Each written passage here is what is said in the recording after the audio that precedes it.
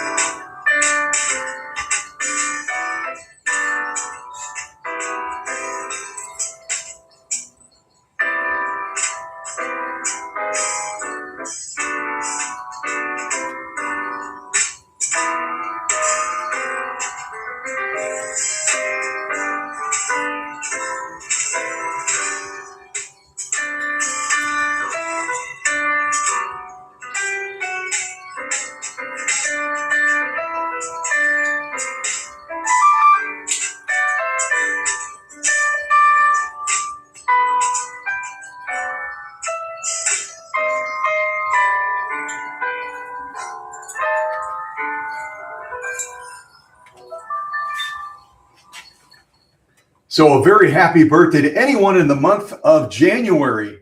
And as we begin this live stream, I'm going to tell you that I also wanted to cover a little bit of business from the last live stream about Jackie's other machine by the White Sewing Machine Company that I kept referring to as the dressmaker. Well, someone reached out afterwards. I want to say that it might have been, I don't remember who it was. It might have been, I can't recall. But at any rate, they said, you know, I think it's actually branded Dressmaster. And they were right. The Dressmaster brand was another line that was made by the White Sewing Machine Company. And it was really made in response because there were so many other people using the name dressmaker. And if you didn't know it, some of those companies that were making models that in some way were tied to the dressmaker brand included not only Singer, but Pfaff, Bernina, Janome, Brother, New Home, Davis, and then, of course, the White Sewing Machine Company also made a dressmaker as well. And I think White, wanting to distinguish themselves with so many other people in the marketplace using the dressmaker brand or dressmaker model, they decided to go with the Dressmaster. So there you go. A little bit of follow-up from the last time, because I had a couple of folks reach out and say, is there a difference between the Dressmaster and the dressmaker? Not really, but just a branding decision by White because they wanted to separate themselves from the pack. So as we get into this, I'm going to first of all tell you that, let me go back to my music. I'm going to first of all tell you that the 99K was a real popular machine, was very, very popular when it came out, but it came out to replace another sewing machine that was equally popular. Does anyone know what model that was? What model did the 99K step into the marketplace to replace, but not as a full-size machine, as a 3/4 size machine?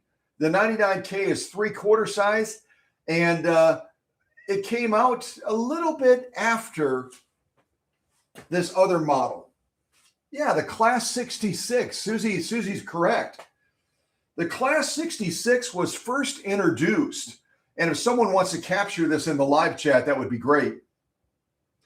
But the Class 66 was originally introduced in the United States right around 1902. So the Class 66 rolls onto the scene. It was the 66-1 right around 1902. About 5 years later, it was introduced in the United Kingdom in 1907. And between the U.S. that produced it until 1956, and it was produced in the United Kingdom until 1939, and there are some sources that argue it was produced into the 1940s. But regardless, the Class 66 ran a really, really long race from about 1902 until 1956. So more than a half a century, the Class 66 was produced. But it wasn't a complete solution for everybody. It was also known as the dressmaker in a lot of circles, or the cobbler's machine. Or, you know, there were a number of names that it carried with it. And it came in a lot of different flavors as well. Again, the first Class 66 would have been the 66-1, and it would have been a treadle style machine. And it would have been unique because instead of mounting the presser foot from the side, you would have mounted the presser foot from the back.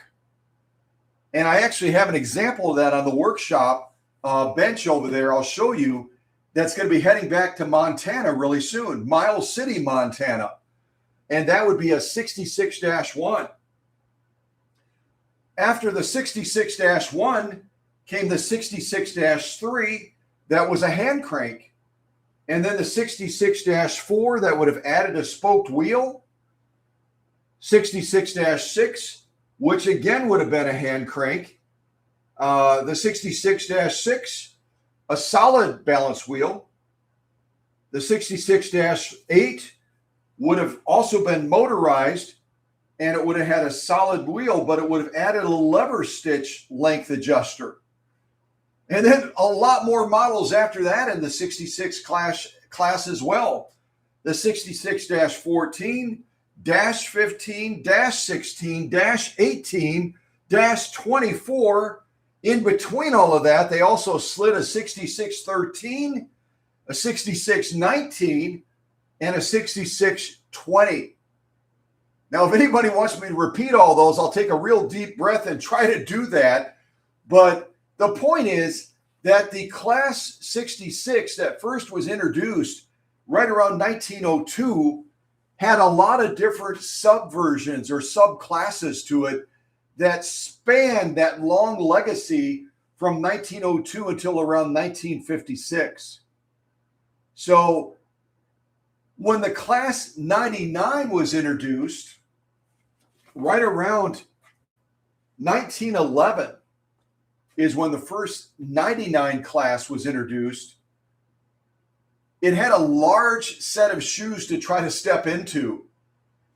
Again, the Class 66 spanned more than a half a century from 1902 and was still being produced when the 99K series was introduced right around 1911, and was still being produced when the Class 66 was taken out of commission in 1956 and was produced for 2 years after that. So the Class 99 that you're looking at on screen right now was produced for 2 additional years after the Class 66 was phased out. So a lot of people argue the 99K replaced the Class 66. I don't know if that's a legitimate argument.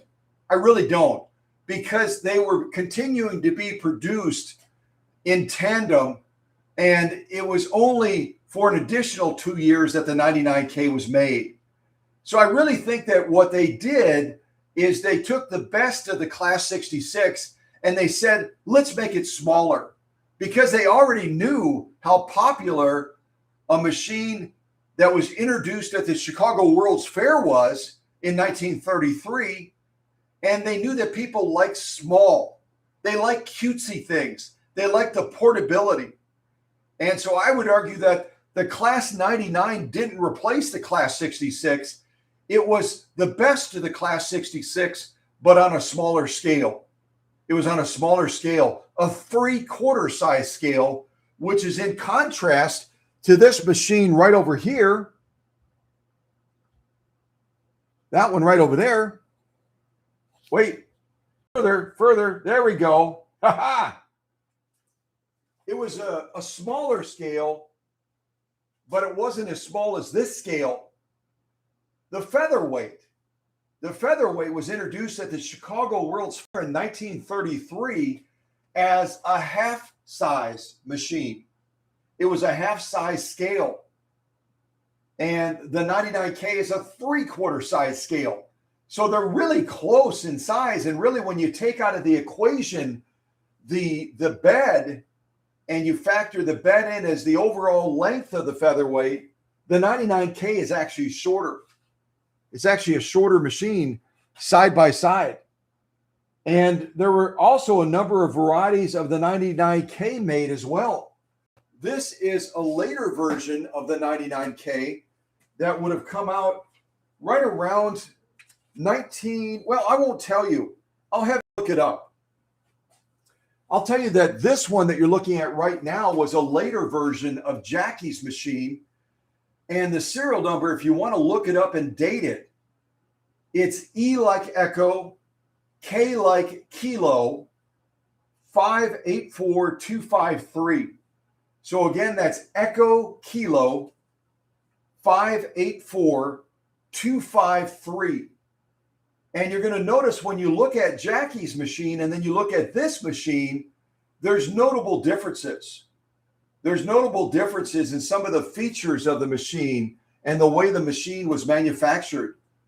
If you have a photographic memory and you remember what Jackie's machine looks like, and you're looking at this other machine that's in Susie's and my personal collection, you're going to notice right away that there's differences. and similarities. This one over here is going to have that badge plate right here, which is going to tell you right away it was manufactured after 1953, because that's when Singer introduced that class badge plate just below the branding medallion, just below the branding medallion plate. So we know this machine is going to be from 1953 or later. You're also going to know that the branding medallion right here, the badge mark, is going to be considerably smaller than on Jackie's machine. Jackie's machine is going to have a thumb screw to adjust stitch length. This one's going to have a lever. And also the overall patina of the machine was simplified dramatically as we moved into the later to mid 1950s. They went with a much simpler filigree, whereas when you look at Jackie's machine, it's a lot more ornate. It's a lot more ornate on the filigree and branding. The badge mark is larger. There's no class plate here because it would have been before 1953. You can see as well it's got a different bobbin winder on Jackie's machine compared to this one over here. It's going to have a more simplified, more classic bobbin winder. Again, a different adjuster for stitch length. Here we've got a lever, goes up and down. Here we've got a thumb screw that you have to screw in or screw out to adjust the stitch length on Jackie's machine. Now, all of this blah, blah, blah, you're probably saying, well, what year is Jackie's machine? Because it's got a lot more, it's just classier looking. It's got a lot more ornaments on it, doesn't it? Look at the faceplate here on Jackie's machine. Look at the filigree. The filigree is a lot more ornate. Over here, we've got a much more basic faceplate, kind of a plain Jane faceplate, more of a plain Jane type filigree design. Nothing on the inside of the pillar as well, other than it says it was made in Great Britain. Right down here, nothing here. Look at Jackie's over here. So they did change the styling between the 99K series as well, from the very ornate version that Jackie has that came from her grandmother, all the way to a much more basic 99K over here. Much more basic. And there was another flavor that would be associated with the 99 series as well. Does anyone remember what that machine was called, or what its class distinction would have been? And it would have been even more basic than this one over here. A lot more basic, a lot more, simple and clean and not all ornate like this 99 version over here. What was that model called? Jenny's got one that's in a Godzilla or a crinkle finish 99K as well. So not only did they change the filigree and the ornaments of the machine and the design features and the functions of the machine, but they also used different finishes as well. I would love to see some pictures of that crinkle finish on the 99K as well. Now, the other model within that 99 class, even though it wasn't defined as a 99 class, would have been the 192K. Does anyone remember what they called the 192K? It was kind of the poor man's version of the simple version of the 99K. What did they call that model? Yeah, the Spartan. The Spartan was the 192K solution to the 99K. And it would have been even more simple than this one over here. It would have been just bare bones. And I shouldn't say cheaper version.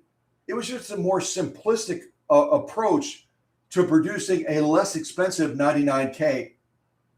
But the Spartan was also very, very popular, and it would have been mounted in a plastic base.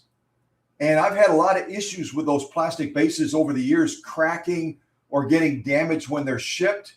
But nonetheless, it was a great machine, and it did a lot of the great things that the 99K did. It also came with a slightly larger motor than the 99K as well, and that was kind of their trade-off. As Singer was marketing the 192K, the Spartan, they put a little bit bigger motor on it so that they could, they could pitch it as kind of a simple but a more powerful version of the 99K. Really quite a lovely machine, though, in its simplicity. So as we begin to launch into this live stream today, I'm also going to cover a little bit of maintenance. I've gotten some good feedback that you guys and gals like when I show you how to service some of these machines that we're actually presenting. So I'm going to show you a servicing of the Raceway on a 99K. In fact, it's going to be that 99K that I'm showing you on screen right now. We're going to be tearing apart the Raceway. We're going to be servicing it, and then we're going to be reassembling that Raceway again, a step that I haven't seen anywhere else on the internet.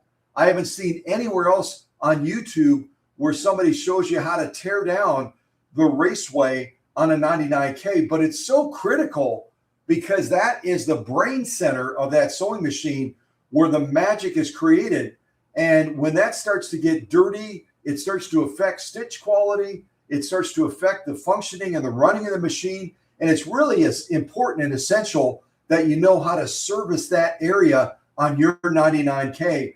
So Jenny out in Ohio that has a crinkle version of the 99K, I think is going to love this live stream today because I'm going to show everyone how to rip that apart, how to clean it, and how to put it back together. Also, there's a calibration step that I haven't seen anywhere else on YouTube. I haven't seen it on Facebook. I haven't seen it on Etsy or Pinterest or any of those places. You've got to calibrate the Raceway as well in a 99K. Otherwise, you're going to have operating issues with that thread being able to move through that Raceway in the stitching process. So I'm going to show you that as well. It's going to be a great live stream. It's going to be a live stream where you're going to learn a lot of new things about these machines. You've already learned by what I've shared and by what Jenny has shared that there are variations within that 99 series. And so you're going to learn a lot more about servicing as well. Yeah. All right. So let me do this. Let me go ahead and put on a little bit of music. I'm going to take a sip of tea, get acquainted with each other, make some new friendships. And I hope you enjoy learning some new things about this very special 3/4 size machine that was introduced again right around 1911 and was almost a mirror image of the 66, but it was a lot smaller, a lot smaller. So let's put on a little bit of more music, I feel like I'm talking like Italian now. We'll put on a little bit of more music. I'll put on some dance music because with all the craziness in the world right now, a great way to relieve stress is to dance. And you don't have to dance with other people. You can dance by yourself. You can dance in your workshop, your sewing suite. Yeah, just dance.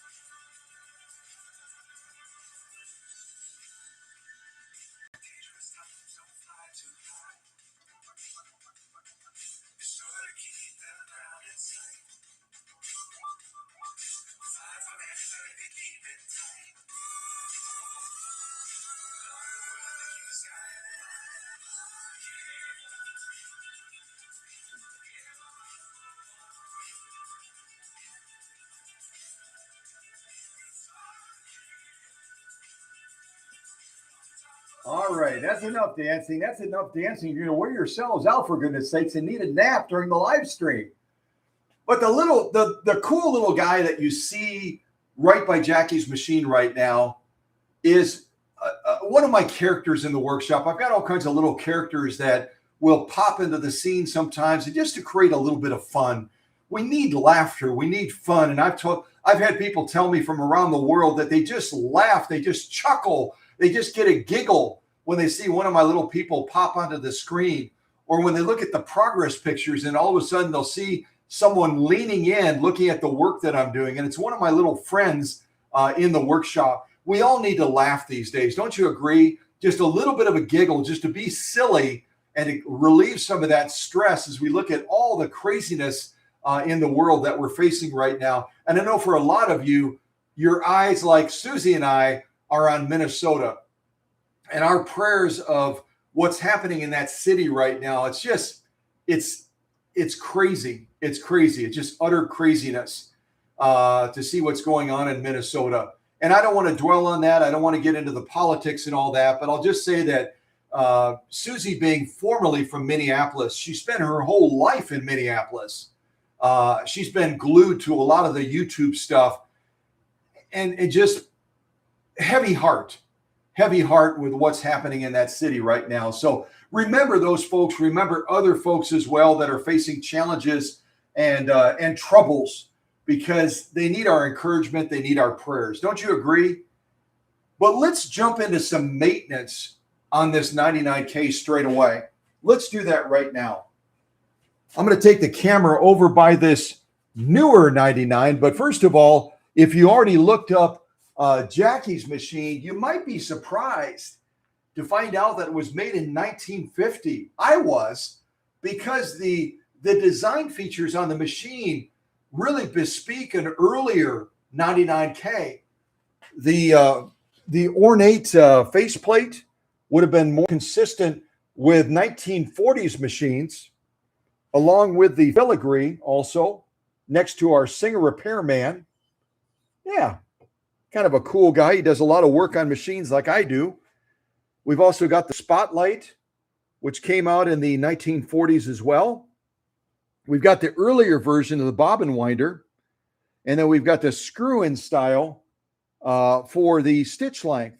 So all these things would have suggested that it would have been from the 1940s, but when you go off of the serial plate, did Singer ever mess up, and did they put the wrong serial plate on a machine, or did they stamp it with a serial number that would have placed it in the wrong realm? It happened. It did happen with the millions of machines that they produced. And so I'd like to believe that Jackie's machine is actually from the 1940s. But when you look it up, it's going to tell you that it's actually from January 5th, 1950. And it would have been made in a production group size of about 60,000 machines, according to the serial plate EF635062. But the machine we're going to be working on today is even later than that. It would have been from July 20th of 1955, and would have been from a production group size of around 50,000 machines. Now, what's the big deal? Why are you always talking about production group size? Why does it matter? Well, it matters because it's valuing into the machine the fewer number of machines that would have been made in that production group size, the more valuable, the more rare it makes that particular machine. So this machine class size would have been 60,000. Where is it? This machine class would have been 60,000. This machine class over here would have been 50,000. Not a big difference, 10,000 machines. But it's important that you know that about your own collection. So as you evaluate your collection, maybe it's part of your retirement, like my friend Alex Askeroff over in the UK. Many of you know Alex. I interviewed him on this channel. And he often talks about his machines being his retirement. So what Alex plans to do when he finally hangs up his shingle and he goes just to writing more great books, which he enjoys doing greatly. He's looking at selling his machines. So if you've been a longtime follower of Alex as well, a dear friend of mine, along with his lovely wife, Yana, if you've been a follower of Alex Askarov, you might want to keep watch on him, because I think he's going to be retiring soon. And then he'll be selling his machines that are in his personal collection to all of you and other people around the world. So if you want to own an original Alex Askarov machine, keep watch on my friend.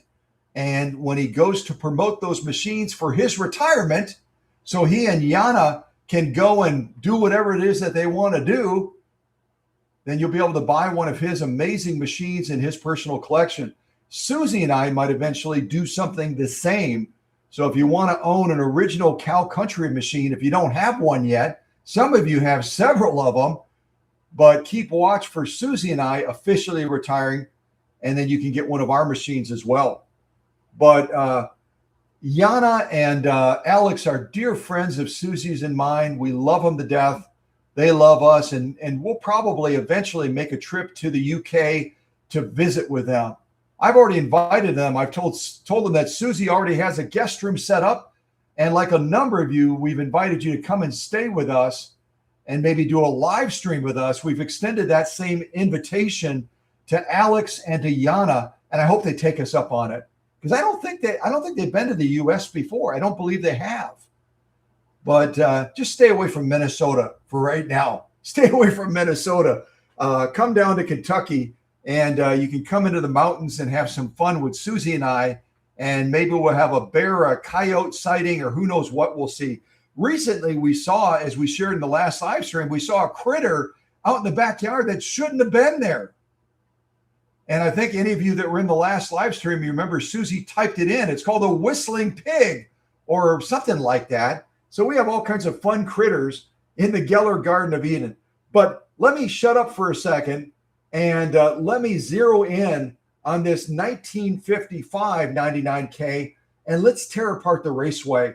So any of you that have a Spartan, any of you that have a 99K of any flavor, you'll know how to do that, and you'll be able to get your machine running tip top, because that brain center is where everything happens. That's where the magic happens. That's where the stitching is created, and it's got to be running at the top of its game to get the job done, right? It's got to be running at the top of its game. All right, let me put on some music while I'm getting set up by that machine, and then we'll get our work going.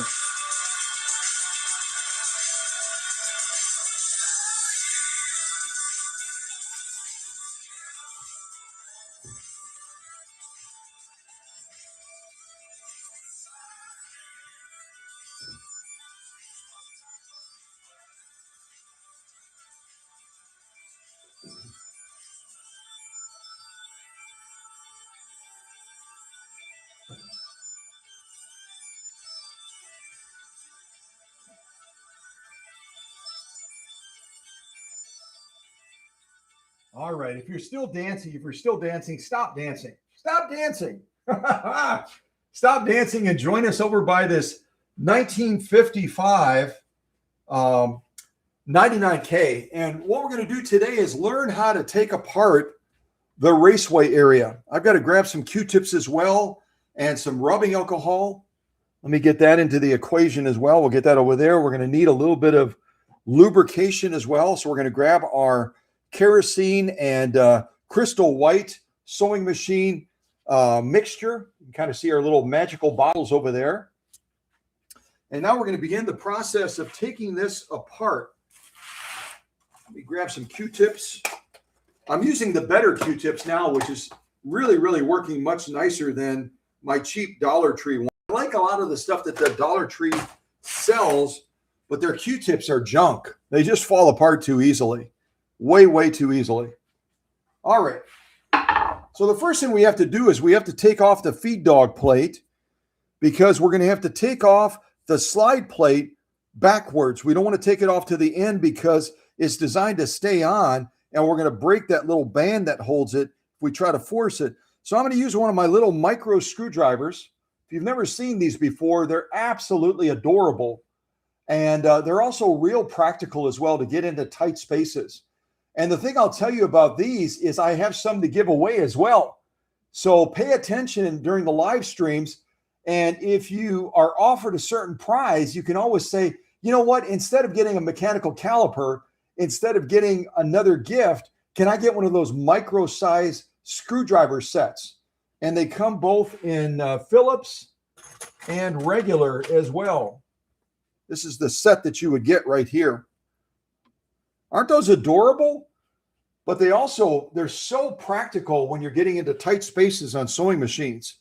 So we'll take off the feed dog plate first, and then we'll move onto the slide plate, and then we'll really dig into things from there. So I'm going to use my little screwdriver here to take this screw out first. I should also get one of my little mechanical, my magnetic trays, not mechanical magnetic trays. We'll get one of our mechanical magnetic trays. I'm feeling silly today, if you can't tell that.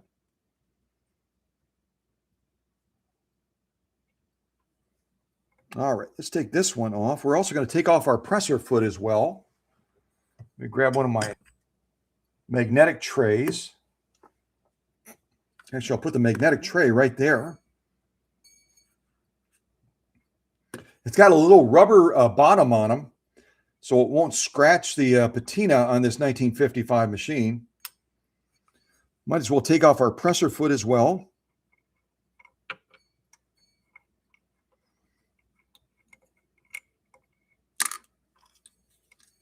Set that over here. Now to get out the other screw, my little micro screwdriver is going to be a little bit too bulky to get next to that presser foot lever and next to that presser foot bar. So I'm going to use a different screwdriver to remove that one. I'll use one of my long screwdrivers to take that one out.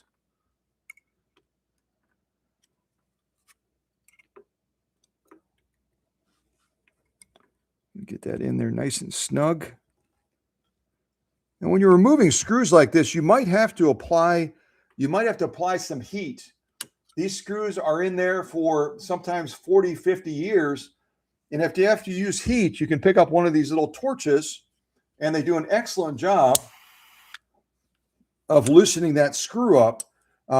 These are coming out okay, so I don't need to do it, but you can certainly heat that screw up. Just keep it away from the paint surface because you can damage your clear coat if you have that flame too close to your paint patina. It can actually melt the clear coat, and then you'll damage the finish on your machine. So just kind of keep it away from the edge of that paint as best as you can if you have to loosen the screw on yours. And remember, heat transfers, so you could always heat the plate, and it'll transfer right into that screw, and it will loosen that screw up as well without having to get too close to the edge. Heat will transfer all the way through all of that metal, and then you'll be able to get it out much easier. So I'm going to remove this plate right here, get our feed dog plate off. We'll set it in our little magnetic tray as well. Now we're going to take our slide plate, and we actually have to take it off by pushing it to the right. So we're going to slide it this way, and then we're going to lift it up just gently and bring it over the top of the feed dogs like this. And we'll do the same thing when we reinstall it. When we reinstall it, we'll go from right to left, and you slide it this way, and then it catches the flanges on these little butterfly clamp things here, and then it grabs that plate and it holds it on nicely like that. See that? And if you ever get one of these plates that's real loose, that's real loose, you can resolve that very easily. I'll take it off again. You can resolve that very easily. I'd recommend heating it up a little bit first so that it's more flexible. And then what you can do is you can bend that area up a little bit just gently. I'm going to heat it up a little bit here on the edge. Heat it up on this edge a little bit. And then what I'm going to do is I'm going to gently come underneath the edge of that and bend it up a little bit. This one's real tight. It's real super tight. Make sure you use a different tool. You can see here, I'm just gently getting underneath the edge of that, and I'm just bringing this up slightly. See that?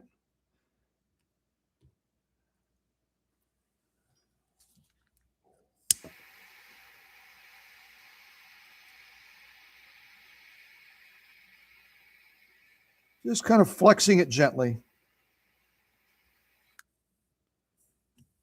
And what that'll do is that'll raise that area up just a little bit. And then it'll, if your plate is not catching it or your plate is loose, it will tighten that up a little bit, because this metal, when it cools off, it'll pull back down again and it'll hold that plate a lot firmer so that it's not jiggling. See how nice and tight that one is? So just give that a try, and that'll help you so that you don't have that rattling noise when you're sewing, and it's going to drive you bug house. So the next thing we have to remove is this screw right here. Let me see, let's check my laptop screen, make sure you can see it. Yep, we're going to remove that screw right there. I probably can use my micro screwdriver to do that. Sometimes the threads are too narrow and the micro screwdriver doesn't work well.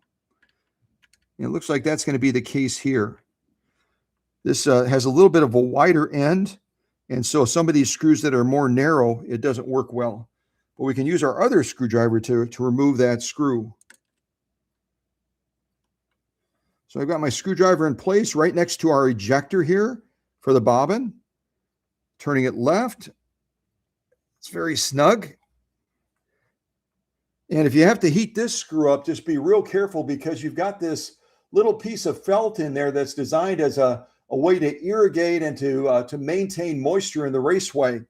This little felt, this little red felt right here, you'll periodically add some oil to it. And then what it'll do is it'll keep that hook assembly lubricated and keep that bobbin case that we're going to be removing gliding over it very smoothly.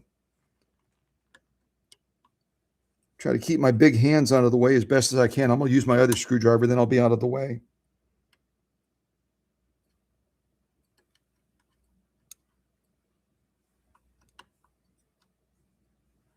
All right, keep turning that, loosening it. And this is a real short screw, so be careful it doesn't drop. If it drops into there, it'll probably fall all the way through, so you should be fine. I'm going to take out this real tiny little screw. You can see how small it is. I hold it like that. And this is kind of pinched in between this little groove spot right here on the front.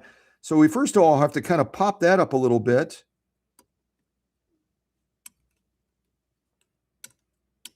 There we go. We pop that little finger up, and then we're going to be lifting this piece off of the bobbin case. See if I can do that by my fingers. So we're going to take this little finger piece off here. Look at how dirty that is. See all that dirt underneath that is continuing to be in the Raceway area? Here we have filth there as well on top of there. And now once we take this piece out, we can go ahead and remove the entire bobbin case. And you do that by just pushing this over to the side a little bit and then pulling it straight up. I'm going to try to do it from the back so I can stay out of your way.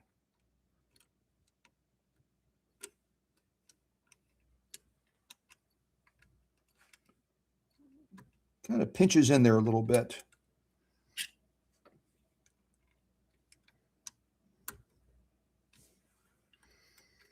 There we go. And this is your bobbin case. This is the equivalent of the bobbin case that you normally snap in your machine. And you can see all the dirt and filth on there, the top, on the bottom. And then as we look down into the Raceway, if we kind of move the camera over that way a little bit, you can see a lot of dirt in there as well. And we could certainly tear this down even further, but this will be far enough to give you an understanding of how you can get in there and really get a lot of this junk cleaned out of there. So we're going to go ahead and use our Q-tip swabs, and we'll swab the inside of there. Stay away from this area right over here. I'm kind of rotating it a little bit like this. There's our hook right there. I'll kind of point at it.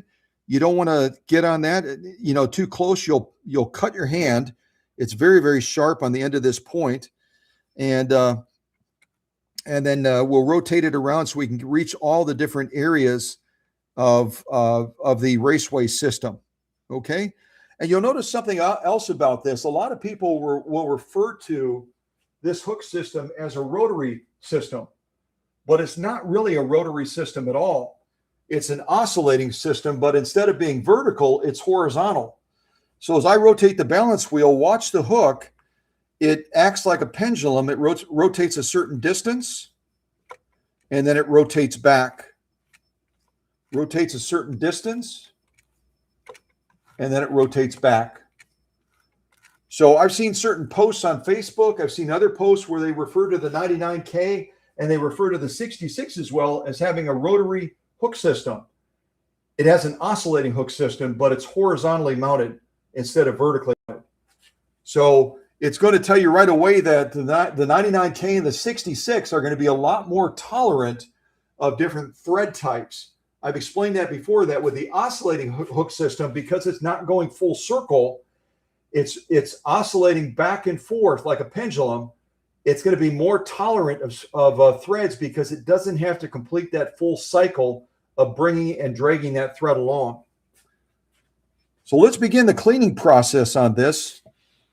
Try to get this tidied up a little bit. I'll start with my my rubbing alcohol in this brown bottle.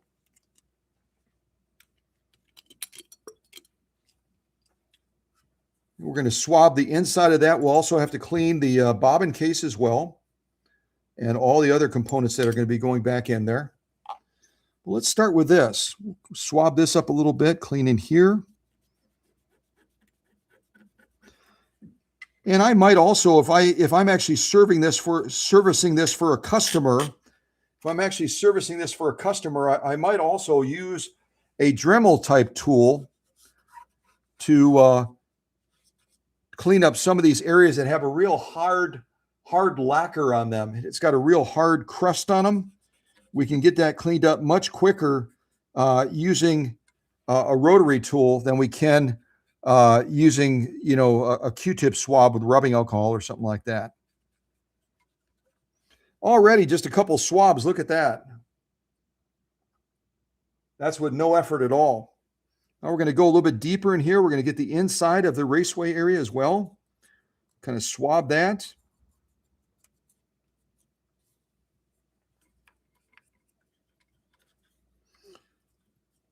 We swab it. We can rotate that so we can get a different area. As that hook moves out of the way, we'll come over here now, kind of go in there. Swab that as well.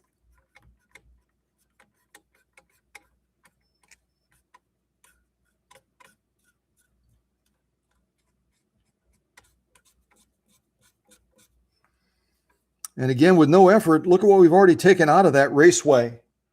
With very little effort, we've already taken all of that dirt out of this Raceway. And I had to do the same thing with Jackie's machine as well.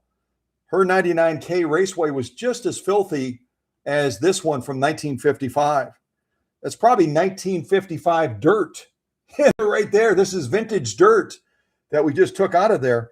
But again, this is the brain center. We want this to be as clean as possible so that it can create that magical stitch process without being inhibited in any way. Let's put a little bit more rubbing alcohol on there, and we'll swab over this a little bit more. Again, when I demonstrate something like this, I'm not going to go as deep as I would on a customer's machine. This is a machine that's in Susie's and my personal collection. I haven't prepared it for a customer. It's just being held in kind of a homeostasis. It's being held in a homeostasis underneath the workshop. And so I'm not going to go quite as thorough and deep as I would, but I'm going to clean all the areas that are essential so that you can do the same thing on your 99K or your Spartan and get that machine tidied up. And a lot of people might say, well, what about compressed air? Compressed air, if it's used right, can be really good. It can be very helpful, but it also can be more damaging because compressed air will sometimes push that debris and that dirt deeper into the machine. And then it's going to get stuck to the other components in the machine, like the pitman arm and the main shaft and other areas like that. And it's going to create drag on those components of the machine and slow the machine down again. So I would use, canned air or compressed air or a compressor very conservatively because it can create more issues than solutions sometimes. We also have to get the dirt out between the feed dogs. I'm going to use one of my dental tools to do that.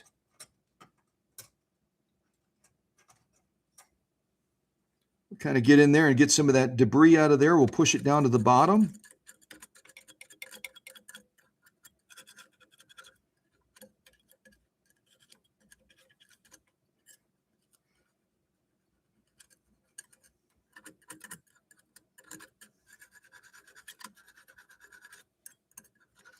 I'm just kind of breaking free some of the stuff that's a little bit stiffer in there. It's kind of sticking in there. Also, the outside of the hook as well.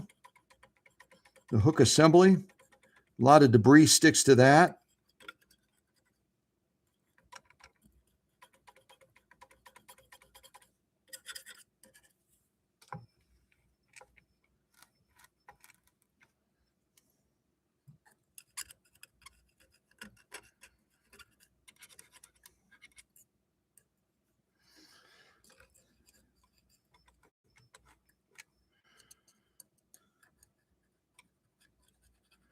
Getting the edge of the hook assembly again, getting that all cleaned up. I'm going to go ahead and swab it again with a little bit of rubbing alcohol. We've already removed a lot of dirt from the Raceway. And again, if I were doing this for a customer like Jackie, if this were her machine, I would probably spend about an hour and a half cleaning this and getting all the debris and all the dirt out of there so that it's absolutely crystal clean. Also, you notice I'm cleaning the edge where the plates are going to go back in so we don't cover that dirt back up again and push that dirt down into the Raceway once we reassemble it.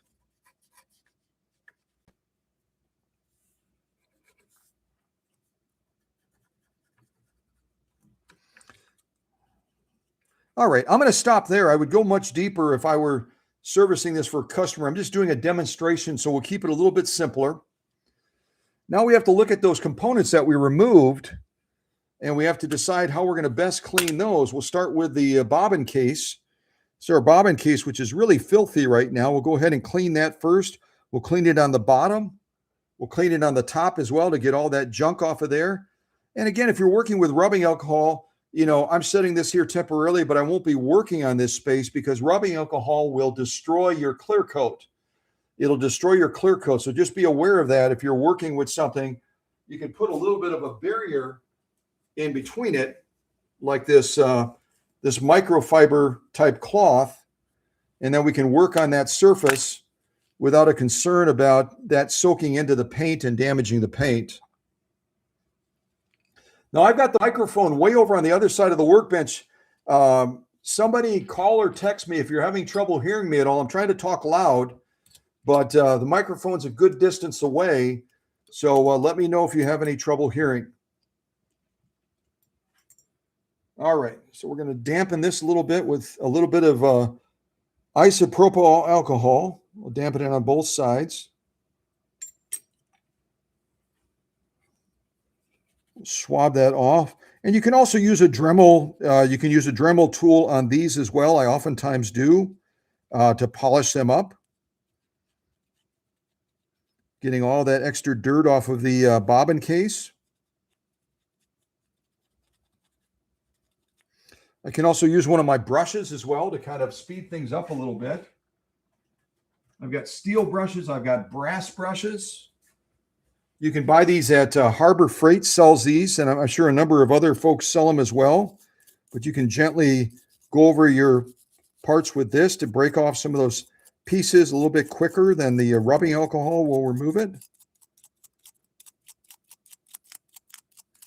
I like working with brass because it tends to be a little bit softer against the metals.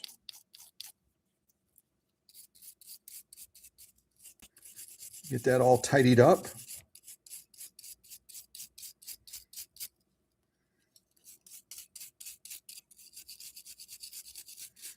Oh, the other thing I didn't point out about this 1955 99K is it also went from a non-numbered upper tension unit to a numbered tension unit. I'll just set this down real quick and just show you that because I forgot to highlight that distinction as well. On this one over here on Jackie's machine, it's one of those where you have to turn it, and you never know really where you're stopping or where you're starting because it's not numbered. And that's why, just a few years after Jackie's grandma's machine was made, this 1950, they added this number system to it with a more classic Singer design. So you've got those stop and start points, and it's easier to, when you're sewing a wide variety of material, it's easier to know where you need to set that upper tension again so you can get the same result. That was another design feature on the machine that changed. In just a brief amount of time, it changed.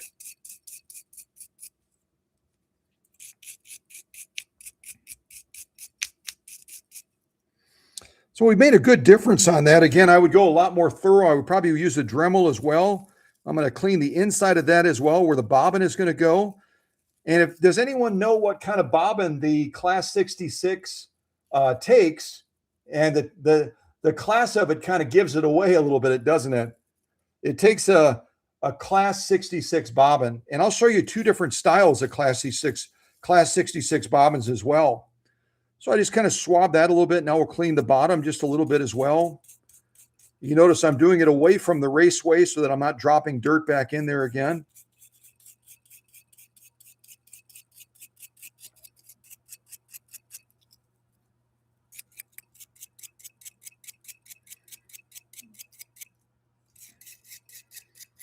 All right, now we'll follow up with just a little bit of rubbing alcohol and kind of swab that off a little bit.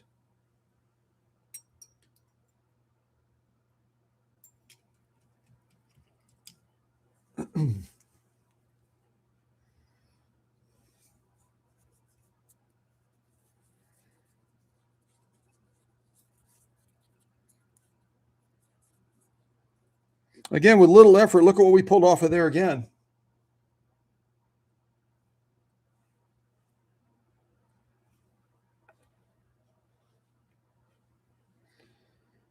Our sewing machines are really dirty. They get real dirty, and unless you do regular maintenance on them, your machine is going to start to drop in performance dramatically. The stitch quality is going to drop.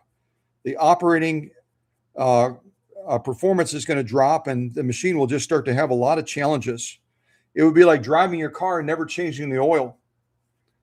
You've got to change that oil and keep that machine running well.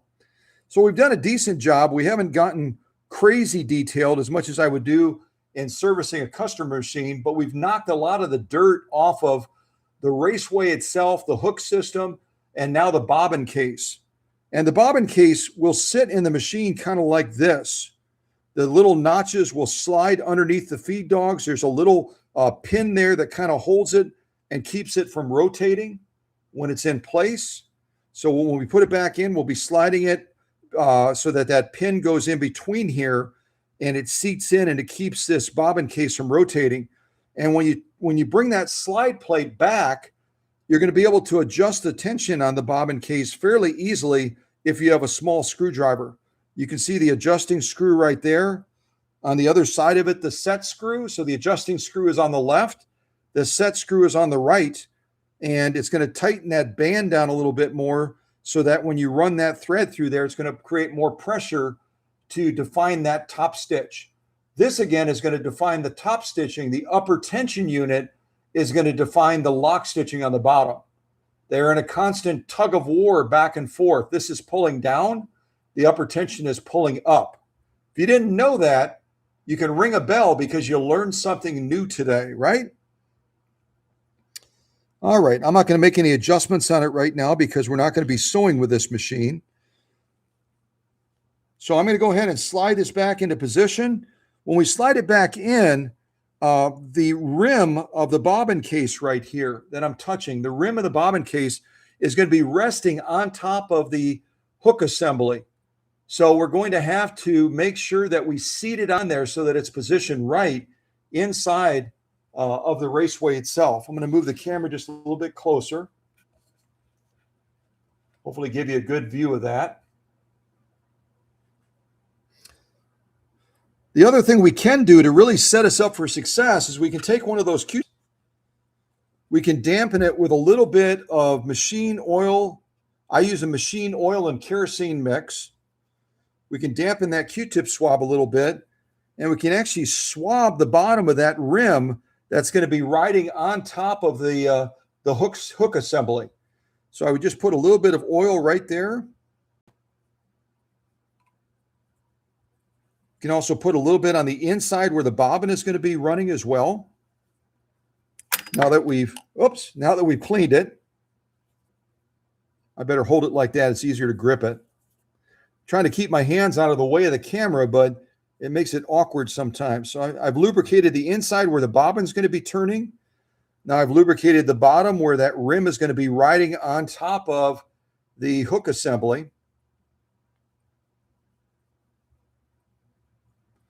And now I'm going to try to slide it back into position. I'll have to push this to the side a little bit, and I'll kind of slide it underneath those feed dogs.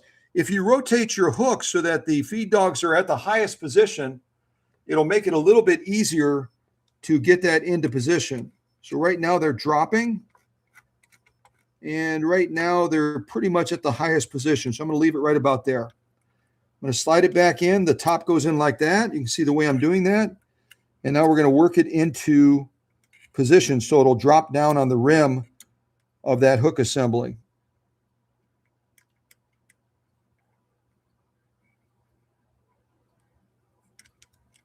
There we go. So now I've got it in place. You can see it's got a little bit of a jiggle wiggle to it. If I move it like this, it's got a little bit of a jiggle wiggle to the side. And we need a little bit of a jiggle wiggle. When we reassemble this, if we make that bobbin too tight, as the sewing process starts and that thread is grabbed by the hook and it tries to move through the Raceway to meet up with the other thread from the top, it's going to get jammed. So you've got to leave a little bit of a wiggle jiggle in the bobbin case. Otherwise, the thread will not be able to pass through and your machine will jam up. Okay? So you'll notice when we reassemble it, we'll leave just a little bit of a gap in there so that it can move and allow that thread to pass through. I got more dirt in there. And you notice how these, if you look at these are lined up. This is at the same level as that right there. Okay. So now we're going to grab our finger piece. We got to go over that with the brush a little bit as well because it's got a lot of filth on there. We'll just kind of tidy that up real quick.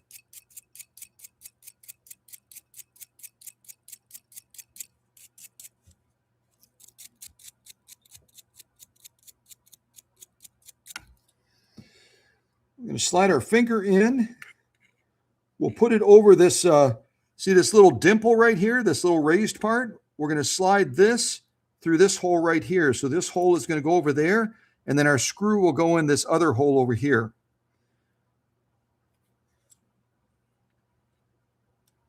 And then we have to push our finger down into this little notch right here so it locks in.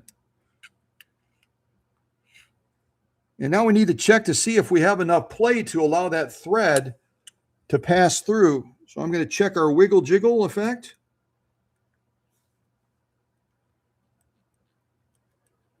Just enough.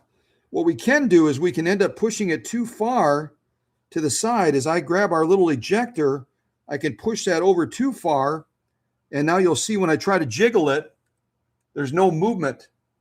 See how there's no movement right now? It's too tight. So I have to push it back then and open that space up again so that that thread has enough of a passageway to make its way through. And the way I do this is I push the bobbin case over towards me a little bit, and it'll open that up a little bit. There's our wiggle jiggle again. See that?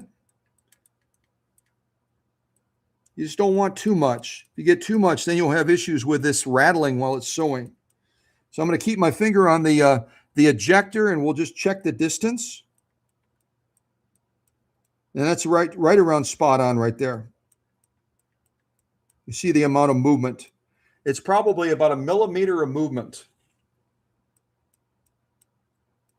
So again, if you push the ejector over, you make it too tight. I'll do that using my tool. Now it's too tight. See that? It won't move.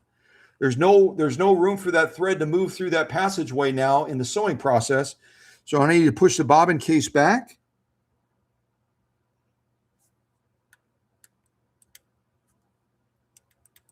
Right about there.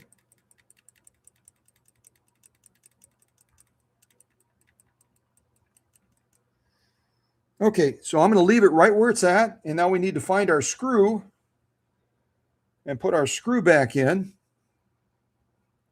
There's our tiny little screw right there. I'll get that back in the top of there. I'll try to see if I can magnetize my screw head just a little bit by touching that magnetic plate over there. If you've never done this, it's a neat little way to do it. You got your magnetic plate right over there with all of our stuff in it. I'm just going to touch the edge of that with a screwdriver.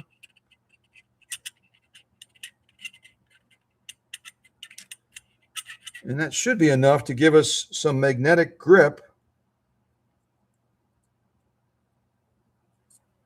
No, not quite enough. That sometimes works well depending on how clean the screwdriver is. Works probably better if I hold it to the side.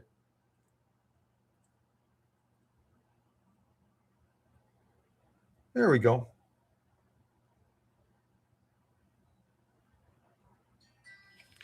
All right, let me go back over here.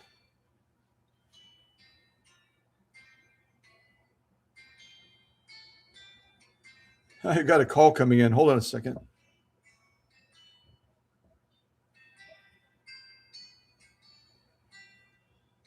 All right. I want to do my best to get this screw back into place.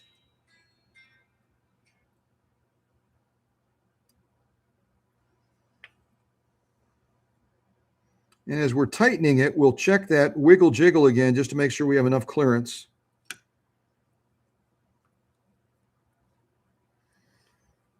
So before I tighten it all the way down, I've just got it snugged in there a little bit. I'm going to go over here and just make sure we've got that movement. We have a little bit too much. That's a little bit too much movement now. So I'm going to push this over just a little bit.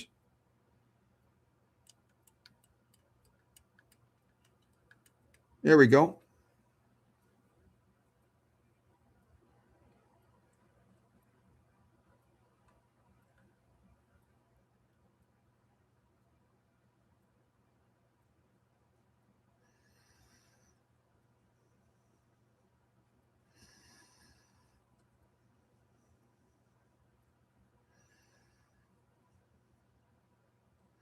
Give that a check again.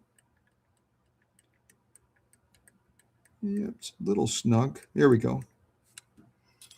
So as you're tightening that screw down, just make sure that you're checking to make sure that that hasn't slipped a little bit and made it more tight or more loose than you want. It should just be about 1 millimeter of movement like that.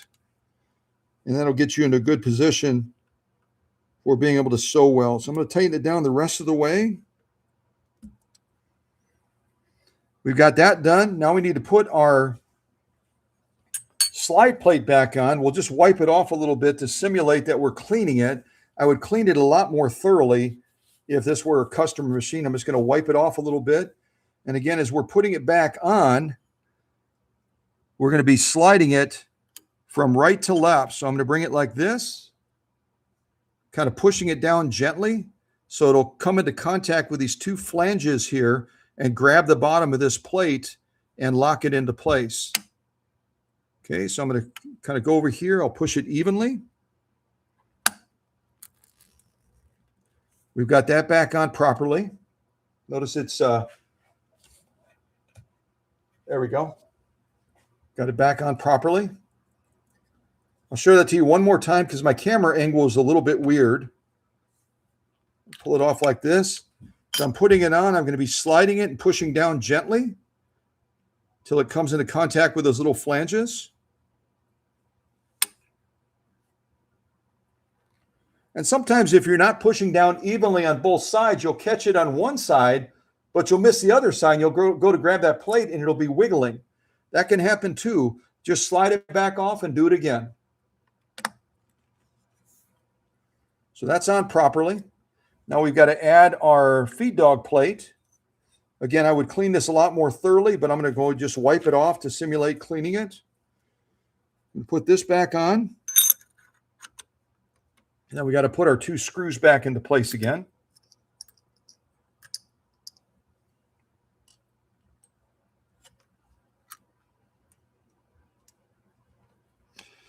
And whenever I put screws in, I'm actually servicing a machine for a customer.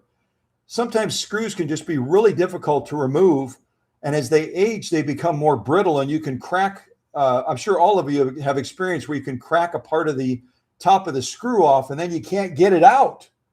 So what I do normally, and I'll just simulate it here, is I'll take just a little bit of machine oil and I'll put a little bit on the threads as I'm putting it back into place. So the next person that has to pull that screw out doesn't have to struggle. It'll stay tight, but it'll also come out much more easily. So just a drop of screw on the threads, and then you can finish putting that screw back into the machine.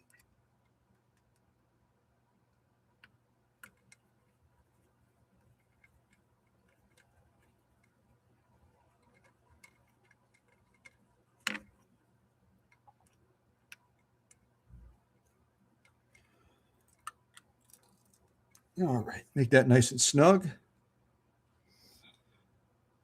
Get our other screw in.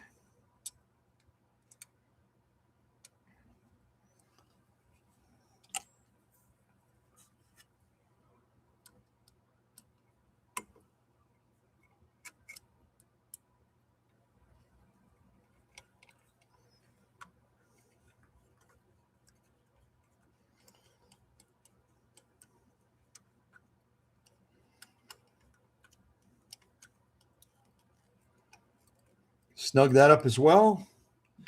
Now we're going to take our slide plate and open it up, and then we're going to put a drop of oil on both sides of the slide plate as well. Like that. Like that. And then remember our little piece of felt in there? We're going to lubricate that as well so that it keeps that Raceway running smoothly. It'll continue to wick that oil onto the hook assembly and keep that bobbin case floating on top of there very nicely. You can certainly add a drop of oil on top of that hook edge as well next to the bobbin case to even add a little bit more lubrication, but keeping this oiled, whenever you see it starting to become too red, that means it's drying out. So when you see it getting too bright and red, when you open it up to remove your bobbin, going to add 2 to 3 drops of oil to that to get it nice and damp again. Now the 2 different bobbins I talked about, I'll just show you briefly. Close our plate here. We have the original Class 66 bobbin, which is on the left. It had a single hole. And then they came out with upgrades in the 1950s that added 3 more holes. Why did they add the 3 more holes? Because it was more convenient then when you were winding it, like on a 99K, it was more convenient where you didn't have to rotate the bobbin as far to find that hole for it to go onto the mounting point of the bobbin winding assembly. It was convenience. That's it. It doesn't improve the performance of it. It just makes it a little bit easier to find that hole and to wind the bobbin. But it looks kind of cool with the 4 holes versus the 1, doesn't it? And we'll actually be trying to wind this one on Jackie's machine today. We'll probably do that just so I can show you how to set it up on this particular type of a winder. This winder is a little bit more unique. It's got like a pendulum winding system on it. And sometimes people will struggle a little bit with setting that up properly. All right, so that's it. That's how you clean the assembly. I hope you found that helpful. It will make all the difference in the world as far as how your machine performs. If you do maintenance like that, probably 2 to 3 times a year, I would say would be sufficient, depending on how much sewing you do. If you take it apart 2 to 3 times a year, you're not going to have stick quality issues. Your machine is going to run smooth. It's going to be quieter, and it's just going to perform better. So, yeah, hopefully you found that helpful. All right, let's go back to Jackie's machine now. And I'll show you how to wind a bobbin before we put this machine to work a little bit, okay?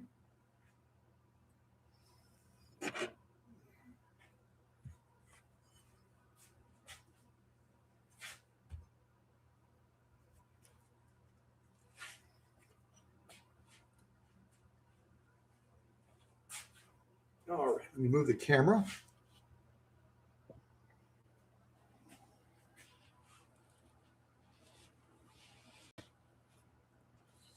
I've got so many cords over here right now. It's just crazy. So many cords. Oh, I should also give you measurements on these bobbins as well, because there's a lot of Class 66 aftermarket bobbins, some of which are metal, some of which are aluminum, some of which are plastic. And so that way you'll know what the dimensions are using a mechanical caliper, and you'll be able to make sure that you're putting the right kind of bobbin in your machine, and you're not going to have extra challenges with sewing. All right, let's do a little measurement on these. So the original Class 66 bobbin, this one that had one hole in it, we'll measure that first. We'll measure the height of it or the width of it, depending on how you look at it, top to bottom like this. And we're getting a measurement of right around, let's see, 12, 13, 14 millimeters. Where's the camera? I've got the camera angled in a weird way. Hold on a second. So measuring it like this, we have right around 14 millimeters. Okay? 14 millimeters like that. And now we're going to measure the height of it or the width of it, depending on how you look at it. We'll measure it like this. And we're right around 24, 25, 26.5. 26.5 by 14. 26.5 by 14. Okay? And that's on the original Class 66 bobbin. If we look at the later version of it, it should be about the same.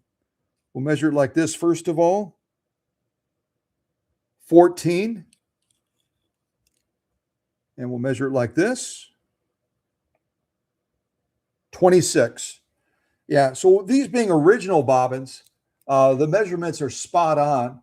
They were a lot more particular and a lot more detailed, and their accuracy and how they would manufacture things was just very, very particular. So these two are exactly spot on. We'll probably go ahead and wind this one in just a little bit, and that way you'll know how to do it on this particular machine. Let me do this. Trying to figure out the best way to do this so you can see what I'm showing you. Probably like that. That probably would work, I think. Yeah, that should work. So I'm going to take our other thread off of the top of the machine. I'm also going to take it off of the first thread point right here. Kind of drop that down. Now we're going to put on another spool of thread for our winding process. We're going to go from here, almost like we're threading the machine. We're going to go back over to this thread point again, just to the right of the take-up arm. And then we're going to be moving across the machine back over to the bobbin winder. And right over here, if I get real close to it, see if I can do it like this. Right over here, I'm going to be taking the thread. There's a little notch right here. I'm going to be taking the thread through that notch area right there and then bringing it up like this. Then I'm going to mount my bobbin. And again, this one has more holes, so it should be easier to put on there, hopefully.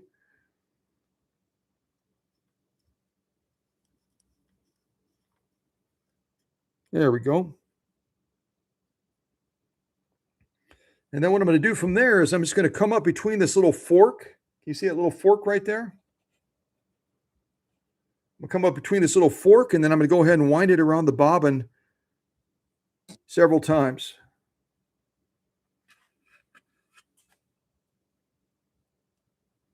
You kind of keep that bobbin from sliding off while you're doing it.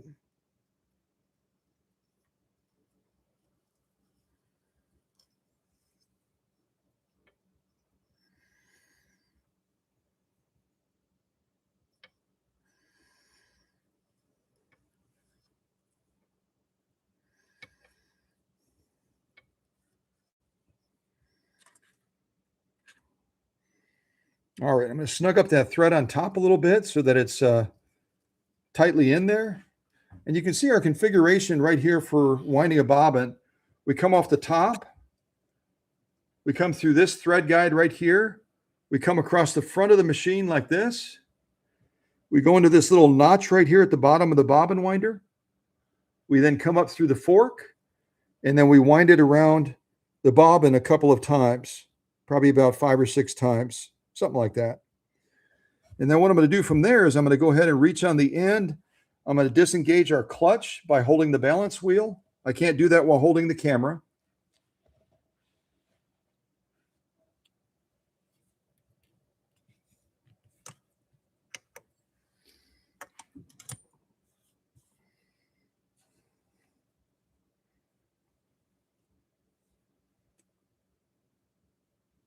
I think I just unthreaded my needle. Nope, I didn't.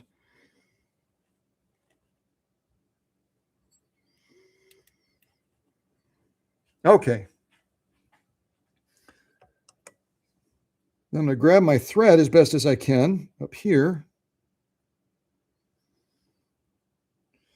And I'm going to give a little bit of gas to the machine, see if I can get this thread tucked in without screwing everything up. And then I've got to do one other thing. Duh. I've got to engage the bobbin winder. I've got to push this in so that it's making contact with the rim of the balance wheel. Okay, so I'm going to push that in. You notice that this locked down against the bobbin now.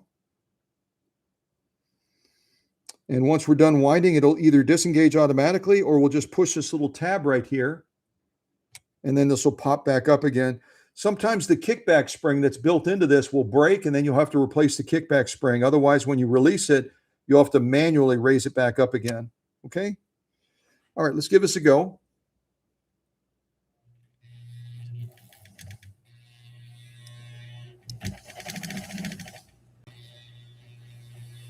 All right. Get my little clips and we'll cut off that excess thread. I think we've got it caught pretty good. All right, now we're going to commence to winding, and you'll be able to see this thing do its magic. I think it's really quite fascinating. And it's very, very different, obviously, from the bobbin winder on the 1955 model over here. Very, very different, which is why I wanted to take a few moments and show you how to set it up. All right, let me check my camera angle. It looks like it's pretty good.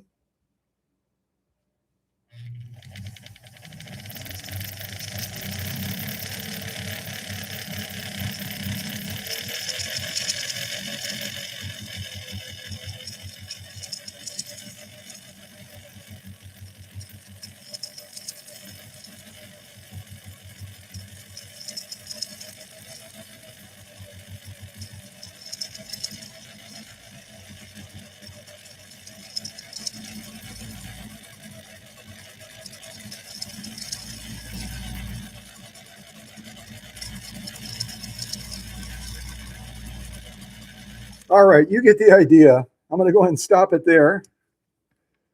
I think you get the idea of how that works. It's kind of cool, isn't it? It's much, much different than a traditional bobbin winder with that pendulum working back and forth. Very, very different. But it does an equally good job of winding that bobbin. And that, again, with that bobbin winding style on this model that is based on the serial numbers 1950, typically you'll see a bobbin winder like this in a much earlier model, 1930s, 1940s. So that's where, again, Singer may have messed up and put the wrong serial plate on here. There's also some lubrication on here that has to be done. You saw the action of the pendulum. You've got to put a little bit of lubrication on here as well. What I use is I usually use a needle like this to get in there a lot tighter. Put a little bit of lubrication right on this area here. And in there, I'll grab a Q-tip and see if I can clean up the excess.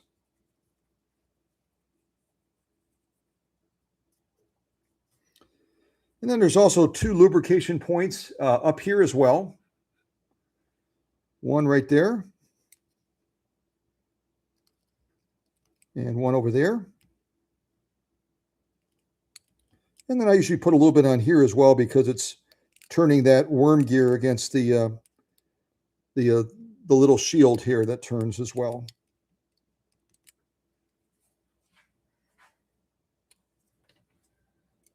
There's always maintenance. There's always maintenance to do on your machines if you're paying attention, right? Always maintenance to do.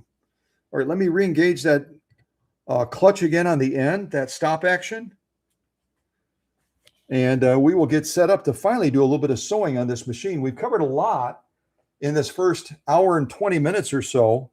I've shown you a lot of stuff, but I've got to show you a lot more stuff now, like operating the machine. Let me take this up. Get that thread back on the machine again.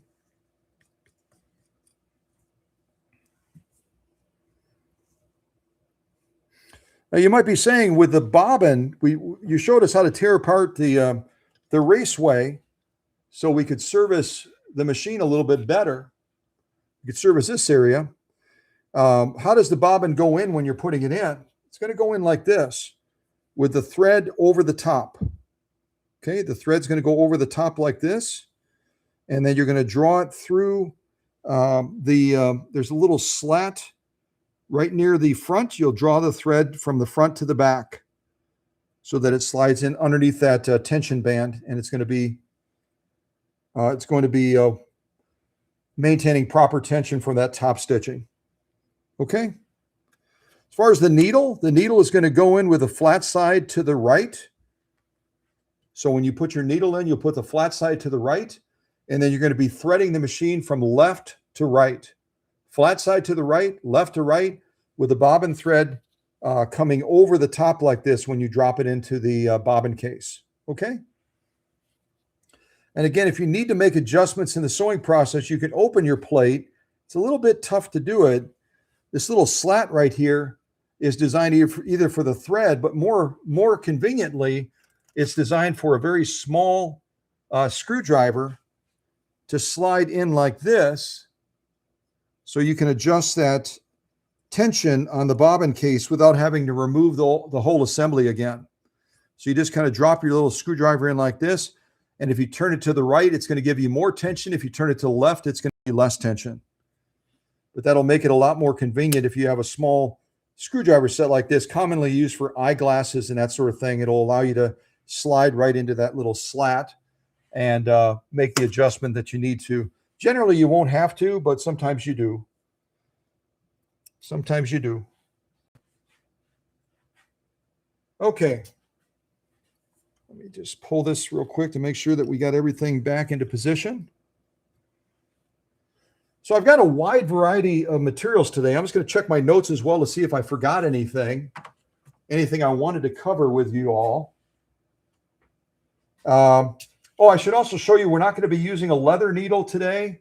We're not going to be using a universal needle either. We're going to be back to our embroidery needles by Schmetz. We're going to be using a stick needle. Needle is German for needle. We're going to be using a stick needle embroidery needle by Schmetz. And I've got a size 90-14 in right now. I could have gone smaller, but I decided to go big or go home. So 90-14 is what's in the machine right now. That will give us the ability to sew through some of the heavier materials without as much fear about bending the needle or breaking the needle. But these are great needles. Susie had a bunch of them in her sewing room and gave them to me so I can use it on, on this live stream and on future live streams. You could just as easily sew with a different needle, but I thought we would put these embroidery needles back into place again and give people a chance to see how they can sew something other than just embroidery type sewing. You can use them on leather. You can use them on a variety of different applications. What else do I have? What else? Yeah, I think that's most of what I wanted to cover. That's most of what I wanted to cover. So the materials I have to sew off on today got quite a variety. I've got genuine elk hide right here. I've got cowhide. I've got an Italian type leather. Another type of Italian leather. It's just colored differently. Let's see, what is that? That's going to be a tan type cowhide here. Then I've got hardened leather. And I've got that vinyl leather mix. And then I've got cotton, I've got canvas, I've got denim, and I've got Amazon packing parchment paper as well. So these are all the potential sew-offs that we could do today in this live stream on Jackie's 99K. I don't know if we'll get through all of them. Maybe we will, maybe we won't. But we're certainly going to put some of them into use and give this little mighty mite, as I refer to these 99Ks, this little mighty mite of a machine, an opportunity to strut its stuff and to show what it can do. Even though it's a smaller machine, 3/4 size, it's got a lot of kick, kind of like the 1591s that are much smaller than the 201, but they've got a lot of drive, a lot of force. Now on this particular machine, what size motor do you think it has? What size motor? 99s also came as hand cranks, but this is a motorized version of that. What size motor do we have on this 99K? What do you think? What size motor? And while you're guessing, I'll get some of this elk hide underneath the presser foot, see if we can zip down this and put this machine to work. What size motor do we have on this 99K? Is it a 1 amp? Is it a 0.4 amp like the featherweight? Is it 0.6 amps? What size motor do you think we have on this machine?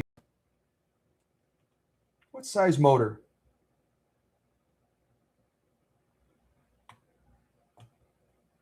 I've never sewn, I saw Tim's question. I've never sewn moose hide before.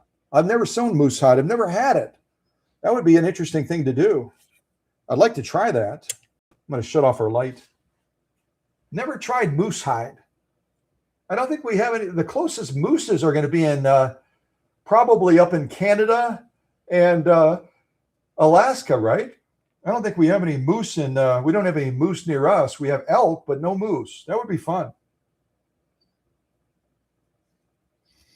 It's not 0.8. It's not 0.7. On further. Not even 0.6 really, unless you talk about peak. If someone wants to type in the live chat, this is going to have a 0.54 amp motor, 0.54. And the machine that came out in 1955, the other version of the 99K that we did the service on, is going to have the same size motor, 0.54. So when the machine is properly serviced and the motor is optimized, it's going to peak out right around 0.6, right around 0.6. Now, some of you might not know this, but I've shown a lot of 1591s, the one that have the potted motor. I've shown a lot of 201s on this channel as well that have that potted motor. It might surprise you to know that some of those potted motors actually came with a 0.5 amp motor. 0.5. So just a tenth of an amp larger than a featherweight.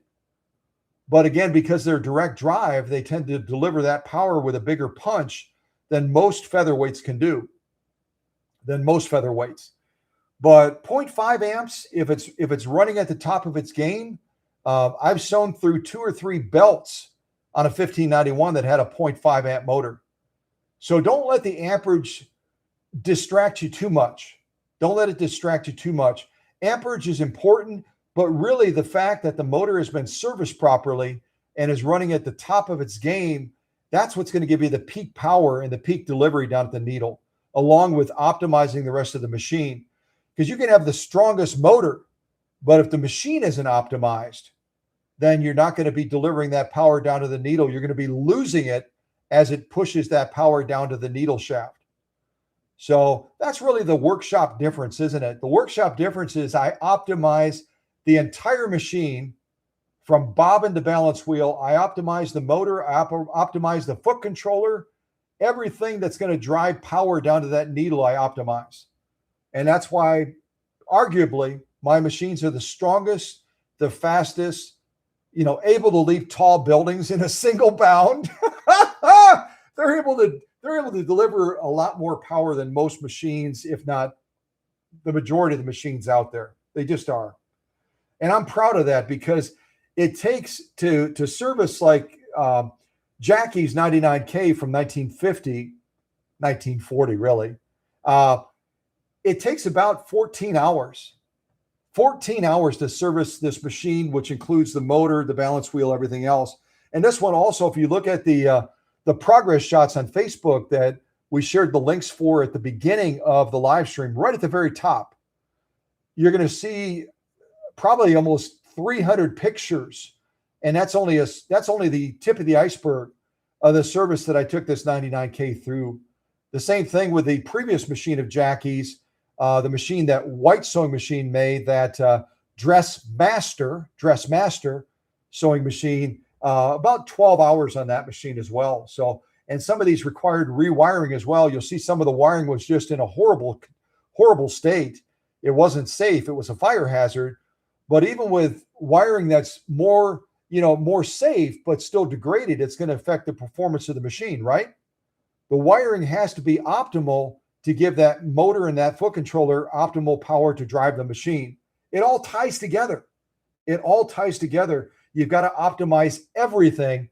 Otherwise, you're going to lose power before it gets down to the material. You're going to lose it. So, all right. So let's do some of this elk hide. I'll just say some quick hellos to everybody. Oh, you got moose in Vermont.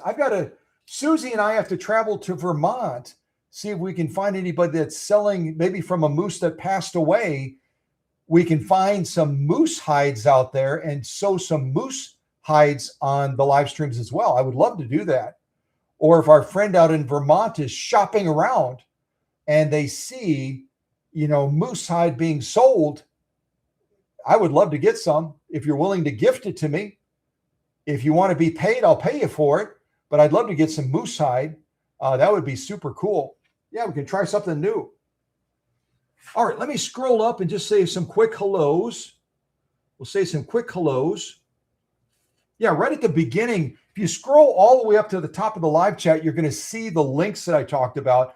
Make sure you check them out so you can appreciate the depth of the service that this 99K went through. Make sure you look them up.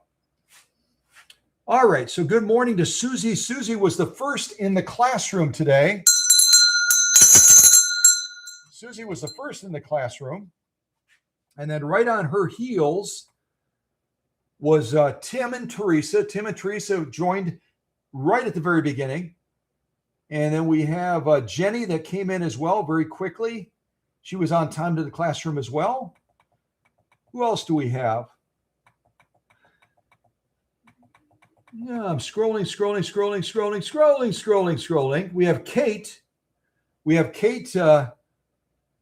Who has a 99K. She's a little workhorse. Unfortunately, I can't stay long. I should be doing work as I have a deadline. Kate has a deadline, but I'm glad she could pop in. I'm not sure where Kate is from, but hopefully she can circle back after she gets that deadline done and can make it in. And we have people that do that sometimes. Emma. Everyone knows Emma pretty much from Florida. Emma sometimes will come onto a live stream and she's literally working in the pharmacy at the hospital. Now that's incredible dedication, but sometimes she'll have to step away to take care of a patient or interact with a doctor or a nurse or something like that. I get it. If you have to step away, just step away. You don't have to blow any fanfare or anything like that. If you want to just say, hey, great being here, I've got to step away, that's fine too. I don't care. But, just do what you got to do and join us whenever you can. We love it when you can be with us. So it's great to have Kate here. I don't know that I've seen Kate before, so she might be new to the family. And I'm glad that she popped in today to share with us that she has a 99K. And I hope you make your deadline, Kate. I hope you make your deadline. Okay, who else do we have?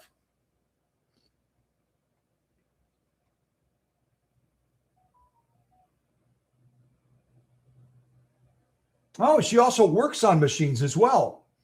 She services, repairs, and restores vintage sewing machines. And my heart belongs to Singer. Okay. Well, if I could reach him right now, I would pull out Dr. Singer and tell him that he's got a new girlfriend, because Dr. Singer is Singer. But apparently our friend that Kate loves Singer sewing machines. There's so many other sewing machines to love. But Kate's heart belongs to Singer, so that's good to know. But yeah, I'll have to tell Dr. Singer he's got a new admirer. I'll have to tell him. Okay, we also have in an asylum. That's probably one of the coolest names I've seen on YouTube recently. In an asylum. I don't know if they're actually in an asylum and they're doing, they're joining the live chat from an asylum. If they are, cool. Great to have you here. Great to have you here. What a cool name. Who else?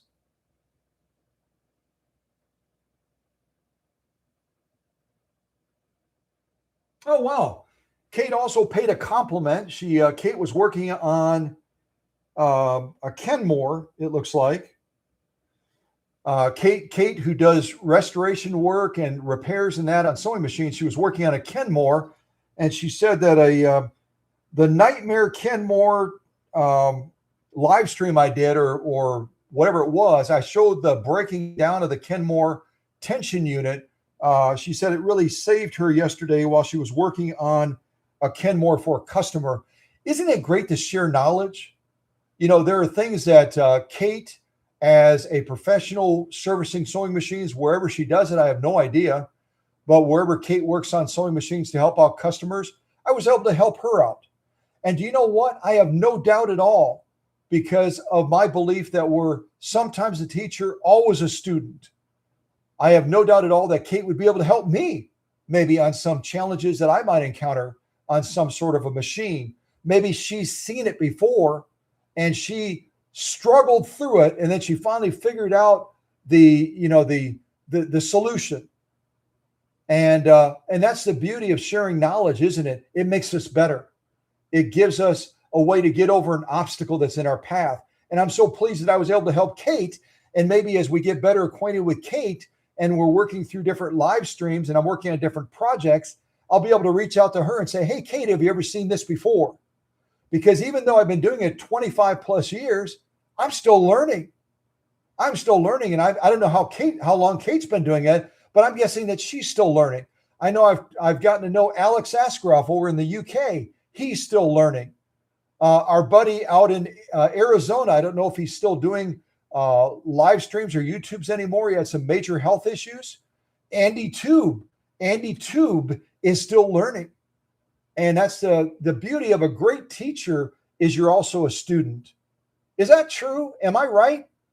The greatest teachers are the ones that realize they don't know it all, right? We don't know it all. And it's okay to say that. It's okay to say, I'm still learning, right? All right. Blah, blah, blah, blah, blah, blah, blah, blah, blah, blah, blah. All right. Who else? I think that's everybody in the live chat. I believe so. Oh, Kate is from Lake Placid. Where is Lake Placid? Is that Illinois? Where is Lake Placid? Somebody Google Lake Placid. I don't know where that is. Oh, New York. Lake Placid, New York. Okay. So we got a New Yorker. We got a New Yorker in the live stream today. And I don't know if she talks like that or not. I don't even know if New Yorkers talk like that, because Susie and I get made fun of all the time down here about our accent. Apparently, the Southerners do not have an accent. They don't. We're the ones with the accent coming from the North. So I have no doubt that if Kate came here to visit us at the workshop and we did a live stream together, wouldn't that be fun to have Kate travel from New York and for us to do a live stream together, the three of us, Susie, Kate, and me, like the dynamic trio. And then we go out to have lunch somewhere and everyone says to Kate, hey, you got an accent. You're not from around here. Yeah, we got accents too. So at any rate, however you slice and dice that one, Southerners think we have accents. Northerners think Southerners have accents. We just got to get along. We do.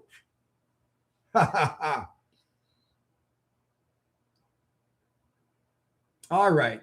What else? I think that's everybody pretty much. But it's great to have new people, isn't it? I'm so pleased that that Kate has joined us today. I'm pleased that all of you have joined us today. And like I said before, sometimes our live streams will have thousands of people.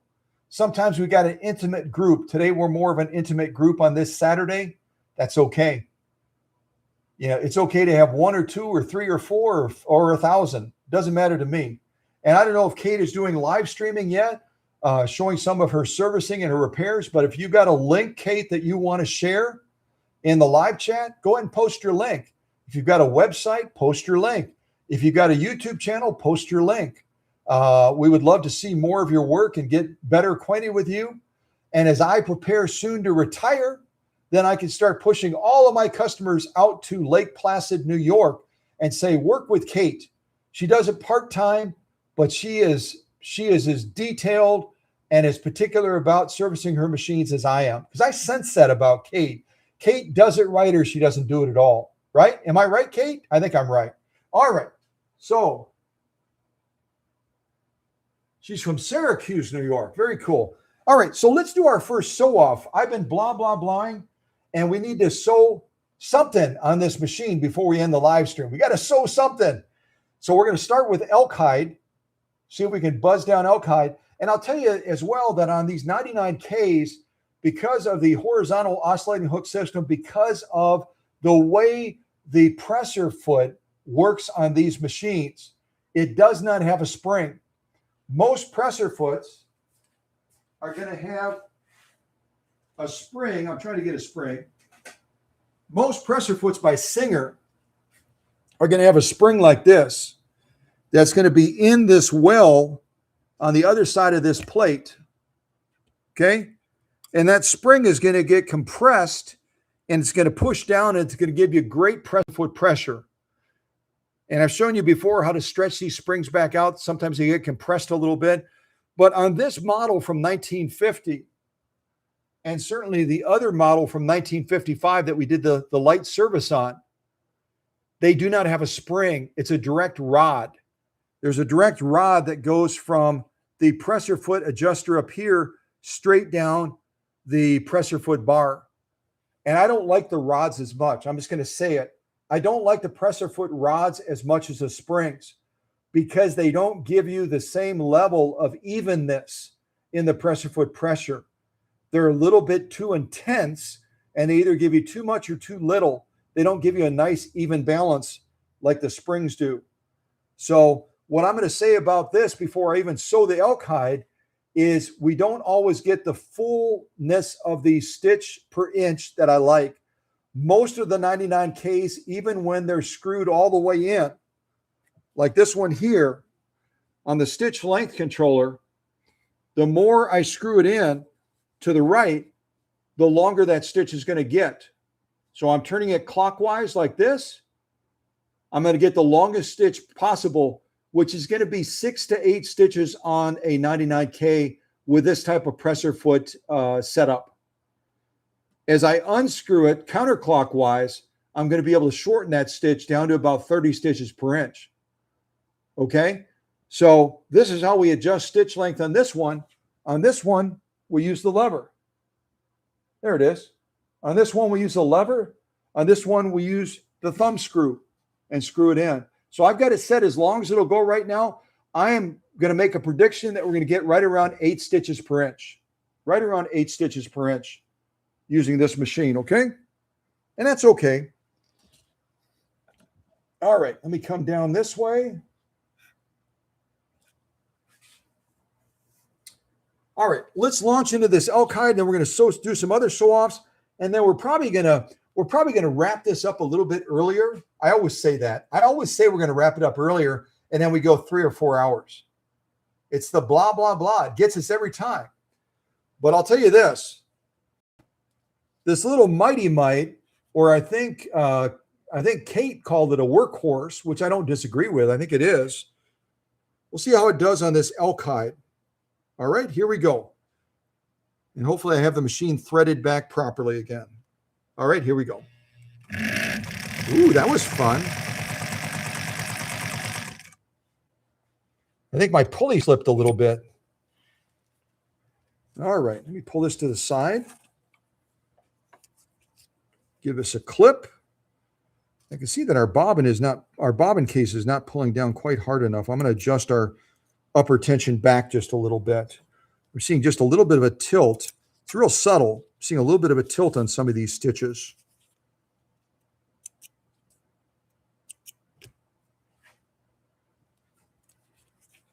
Yeah.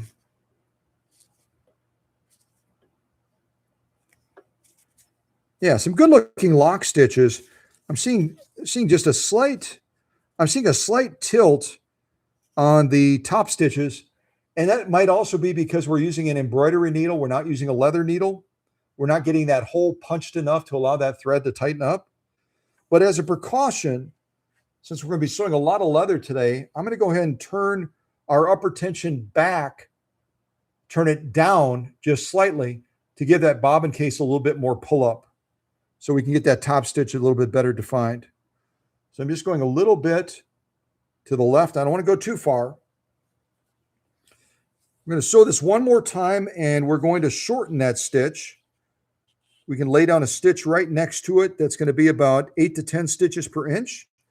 And again, with this particular model, we really don't know about the tension because it's one of those round and round and, until you stop and it keeps going.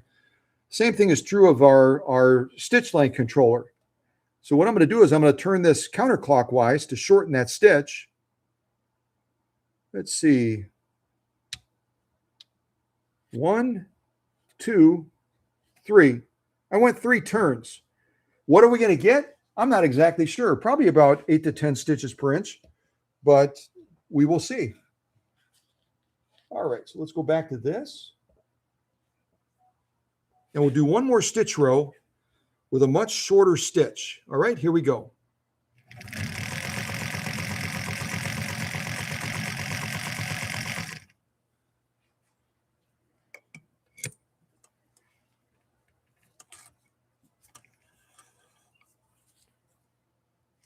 Yeah, very nice. I would say that's probably close to 8 to 10. I'll actually measure it with our caliper, and then I'll be able to tell you more exactly what we got. And again, as you change between materials, your feed factor is going to change as well. Right now, we're sewing elk hide.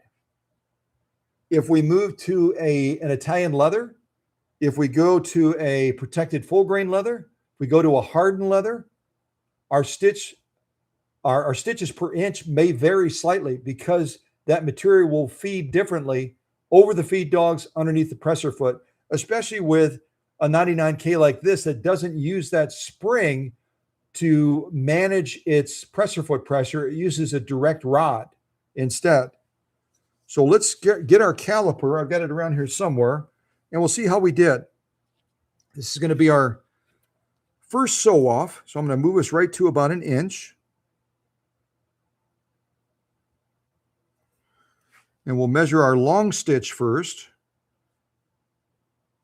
So our long stitch is showing us that we got 1, 2, 3, 4, 5, 6, 7, 8 stitches per inch on the long stitch. Now, if we go over to our shorter stitch, 1, 2, 3, 4, 5, 6, 7, 8, 9, 10. So even though I kind of spitballed it when I turned that stitch screw on the front of Kate's machine, I got right about where I wanted to be. I wanted to be about 8 to 10 stitches per inch, and we ended up at 10 stitches per inch. I think that's what we did. So 8 stitches here, 10 stitches here. Yeah, let's move on to a different material, but I'll show you the stitches a little bit closer first. I think, again, our bobbin case isn't quite pulling hard enough for this material. If we were going to be sewing elk hide all day long, we may have to make some additional adjustments. Take a look at that. You get a slight tilting on the stitch. It might be our embroidery needle, and it might also be a tension factor. It's sometimes a little bit harder to sort that out. But some real good-looking stitching. That's our thickness of what we went through right there. Probably about 4 to 6 ounces of leather.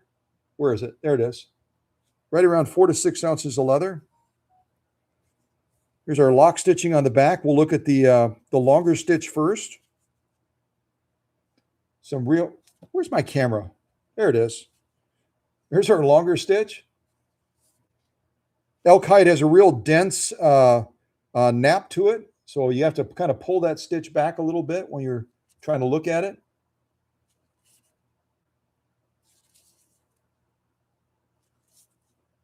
But those of you that didn't know an embroidery needle can go through leather, it does. We just did it. There's our shorter stitch. Some real good looking stitching. I might turn that upper tension back even a little bit further because our lock stitching is spot on. Our top stitching still is showing just a little bit of a tilt, which I believe it's probably more of a tension issue than a needle issue. Yeah, very, very nice. Very nice looking stitching. And again, elk hide is a harder leather, so it's a little bit higher piercing threshold, but some good looking stitching. We just have to work on that tension a little bit if we're going to sew a lot of elk hide, which we're not. But I'd love to sew some moose hide. That would be a hoot, wouldn't it? Yeah, we'll have to do some moose hide. So let me throw the elk hide to the side. And I think now we'll do some hardened leather. This is more of a hardened leather. If you can feel it in your hands, it's very, very rigid. It's not supple at all. So we'll see if we can buzz down some of this. Probably, again, about 4 to 6 ounces of leather. And yeah, let's see how this 99K, this little Mighty Mite, this little workhorse, as Kate calls it, does on this hardened leather. We'll do a single row, and then I might try doing a second layer on this 99K as well. The only disadvantage you have is that sometimes that belt will slip a little bit, even if it's adjusted properly, because of the thickness of that material trying to be moved underneath that presser foot. All right, so single layer first. Get your take-up arm all the way up. You can see mine is real low right now. I'm going to get that all the way up. We'll do a single layer, and then we'll see if we can add a second layer to it. That may be too much. It may be not enough. So we'll see. Let's see. That looks about right. Okay, good. All right, so single layer, and then we'll add a second layer of this hardened leather.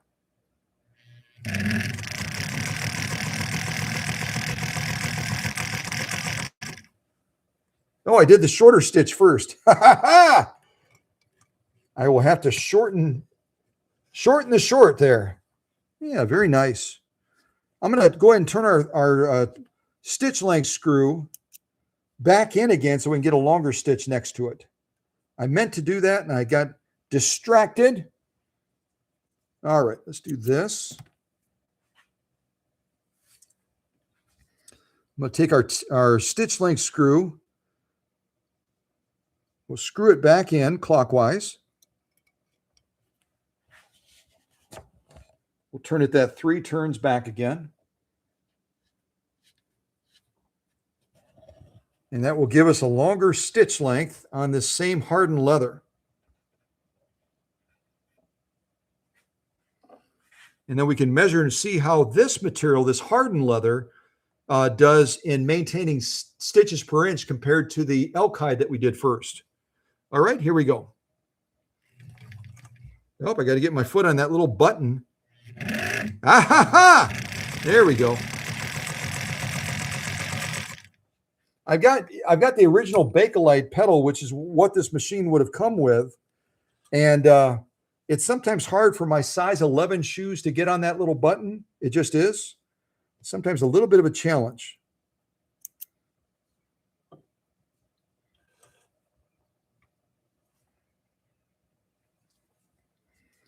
All right, we'll do a quick measurement, and then I'll show you a quick little maintenance thing on that pulley on the back of that motor as well. All right, where's my caliper? Here, I'll let you look at it first, and then we'll measure it. Let's look at it first and then measure it. So that's our top stitching. That little adjustment I did in the upper tension has done a good job of pulling that stitch back into proper alignment. You notice the stitches on this hardened leather are not tilted like it was on the elk hide. We've got a straighter, truer stitch. Let me get closer.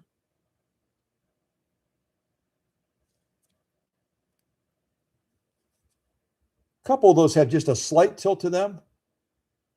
There we go. But that tilting is a tension factor, so I might even turn that upper tension back even a little bit further. It appears that the bobbin case is having to work against that upper tension a little bit too much. We might just adjust it a little bit more. That's the thick of thick, folks. That's probably about almost 6 to 8 ounces of leather. Here's our lock stitching on the back. See if we can turn it around like this. Pull it back and take a closer look at it. Not having any issues at all with our lock stitch. We are battling that top stitch just a little bit.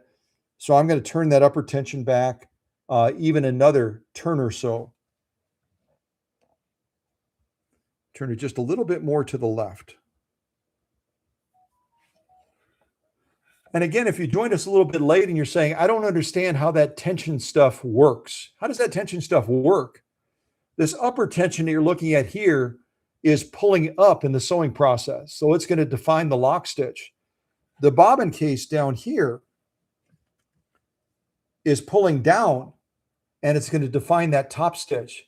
So if you do a sew off on whatever kind of material it is, using whatever kind of needle you have, whether you're sewing leather like me as a rebel sewing leather with a embroidery needle by Schmetz, or you're sewing leather with a leather needle.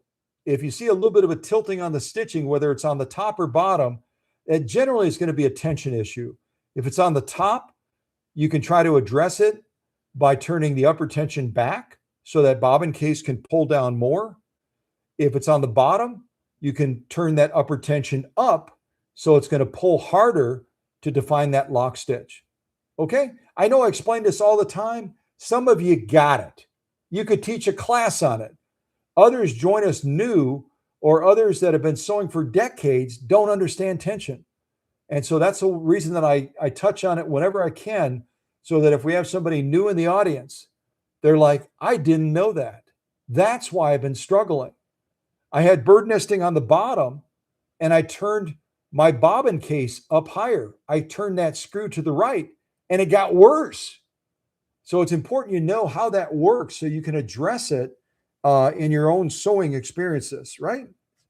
Yeah, that way you can have success. Okay, so let me do this. Let me measure our stitching, see how we did on this hardened leather. Go back to 1 inch again, approximately. Looks like on our long stitch, 1, 2, 3, 4, 5, 6, 7. Yeah, we're maintaining right around 8 stitches per inch, as I predicted at the very beginning. We're right around 8 stitches per inch. I wish they had used a different presser foot system using a spring on this, but they chose to do the direct rod approach.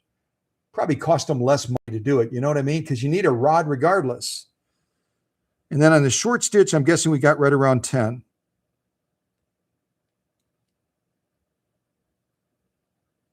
One, 2, 3, 4, 5, 6, 7, 8, 9, 10 stitches.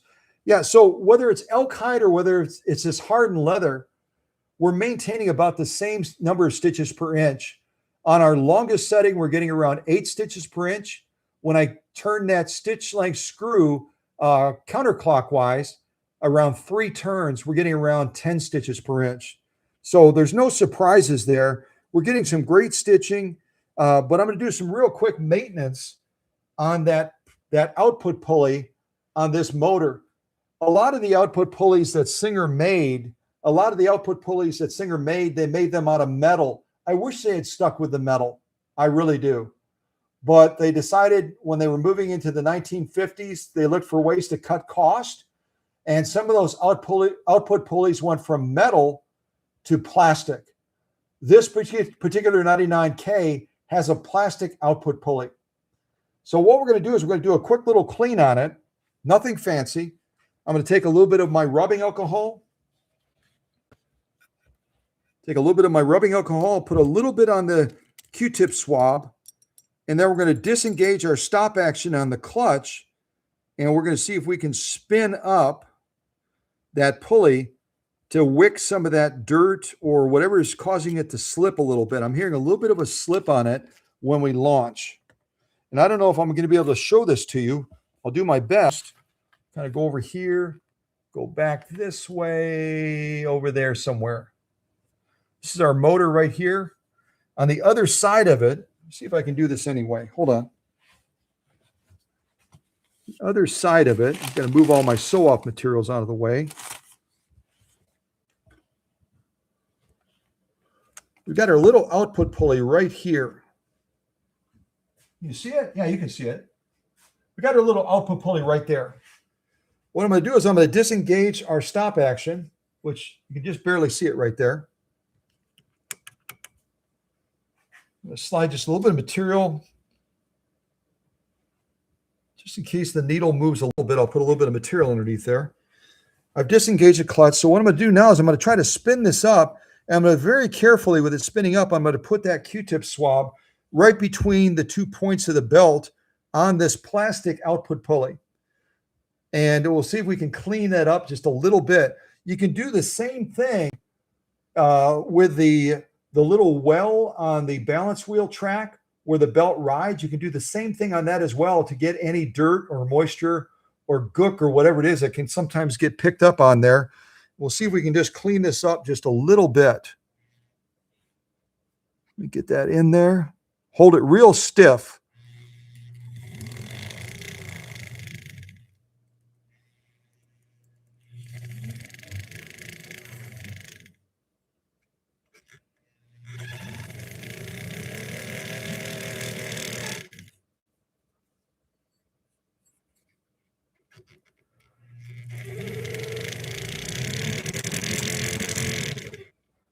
Okay, I'm going to do the same thing with the track that the belt is riding in. I have to kind of come from this side a little bit. Just keep my fingers out of the way. Otherwise, you'll hear me make a sound that's not good.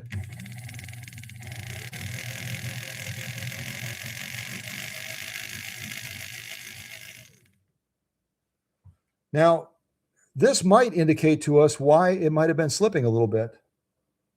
Can you see that? This side didn't get quite as dirty. Some dirt on there. And you can do that periodically. If you have a machine that relies on a belt to sew, you can put a little bit of rubbing alcohol. Don't soak it, just make it damp. And then with the stop action disengaged, you can run it along that output pulley on the motor, especially if it's a plastic pulley. And then you can do the same thing on the track that the belt rides on over the balance wheel. And you'll sometimes get a surprise like this, or like this, of stuff that will come off of there. Sometimes it might be gook and dirt, grease. Sometimes it'll be a little bit of loose paint or something that is being worked loose by the belt riding over it. And that's fine as well to get that off of there so that it's not causing that belt to slip. Now, the other thing that I'll give you a tip on real quick, and I won't be able to demonstrate it, but I can describe it to you, is if you ever have a stop action like this, you'll disengage it, but the needle keeps on going.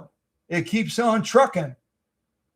The problem you have is that in your cleaning process, when you were going through and cleaning that balance wheel, when you were going through and cleaning the inside part next to the main shaft that the balance wheel comes up against, you may have gotten it so clean that there's no slip on it to allow that balance wheel to turn without that little stop action grabbing that and engaging the balance wheel. If you take your finger and put a little bit of machine oil on it and swab the inside, you swab the inside, you'll loosen this, you'll take your stop action off completely. You'll take that completely off and you'll pull this out. You can pull it out probably almost 10 millimeters. The belt will allow you to do that. And on the inside of the balance wheel, you'll swab a little bit of oil on there. Here, this is horrible. Let me see if I can show you. I'll take it off the other machine real quick and I'll show you so that if you have that problem, you know how to overcome it. Because it's incredibly frustrating when you're trying to wind a bobbin and you've disengaged the stop action, but the needle keeps on going because that little piece on the inside of there is grabbing it and engaging the main shaft, even though it's not pressed down by the stop action. Some of that might make sense. Some of it won't. Let me actually take it off of this 1955, see if I can do that.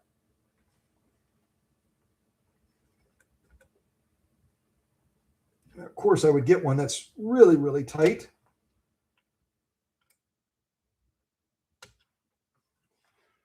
Try a different screwdriver. Bear with me for a second. I think this is worth showing to you.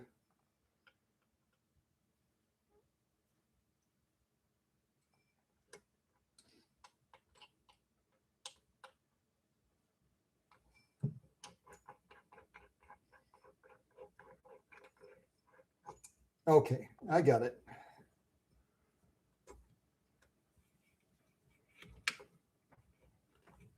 Almost got it. There we go. Okay, let's go over here and take a look at this closer so you can appreciate how this works or how it doesn't work. Okay, so this is your balance wheel. Some people call it a flywheel. So what we just cleaned is we cleaned the output pulley on the motor, but we also cleaned this inside track right here that the belt runs over. So we swabbed that with a light coat of rubbing alcohol. We swabbed the output pulley on the motor as well with a little bit of rubbing alcohol as well.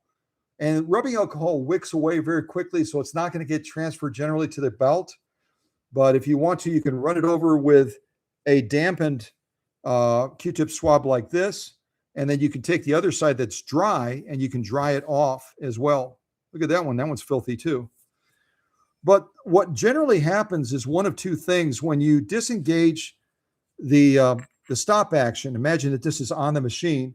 When you disengage that, what it's supposed to do is it's supposed to allow this to flex back up again. When the stop action is turned like this, it compresses this and this into the notches that are on the main shaft. It compresses these and pushes them into the notches on the main shaft, and that gives you locomotion down to the needle. When this gets stuck sometimes, or it's real dirty on the back or it's real dry, then it's not going to allow that to come back out and be free, and it's going to stay in those little grooves on the main shaft, and it's going to create needle movement when you don't want it.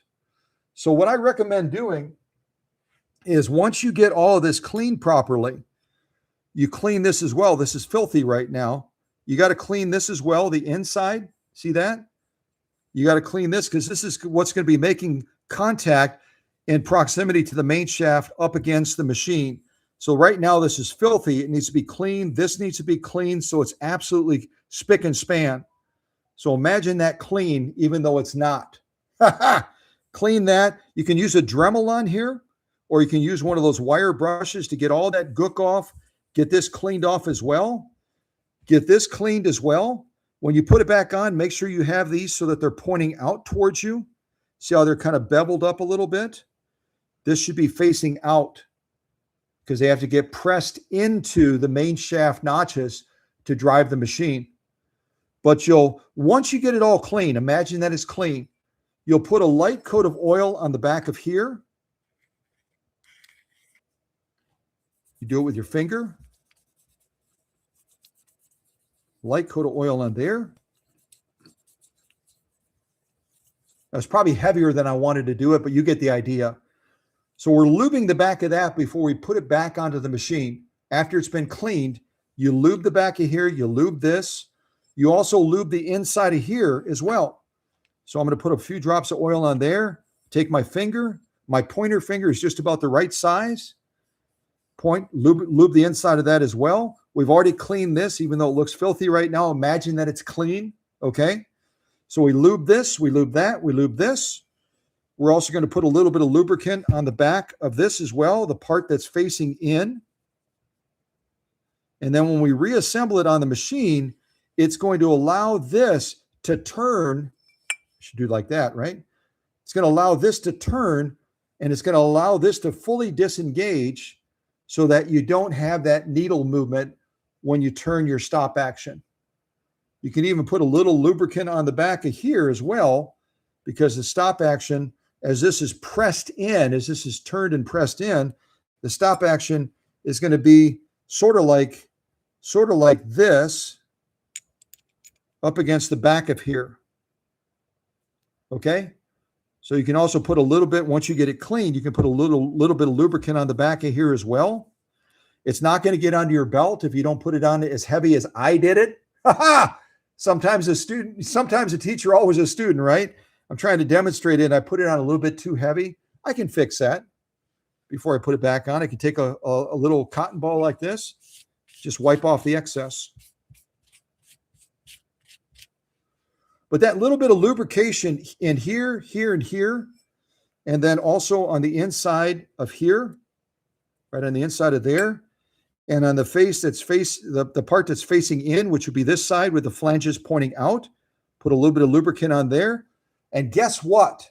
After you do that, assuming you cleaned it properly, you're not going to have any more issues with engaging to wind a bobbin and having that needle move.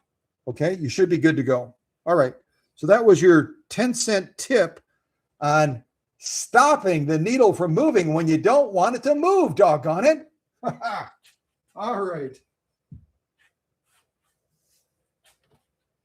Let me move that to the side. We'll do a little bit. I've got to dry my hands now, and I got oil on my hands.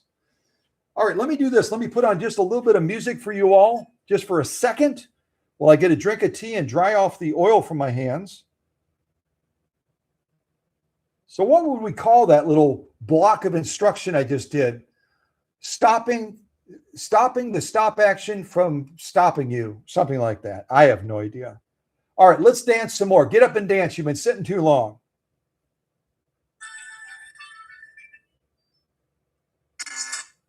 Come on, let's dance. Let's dance.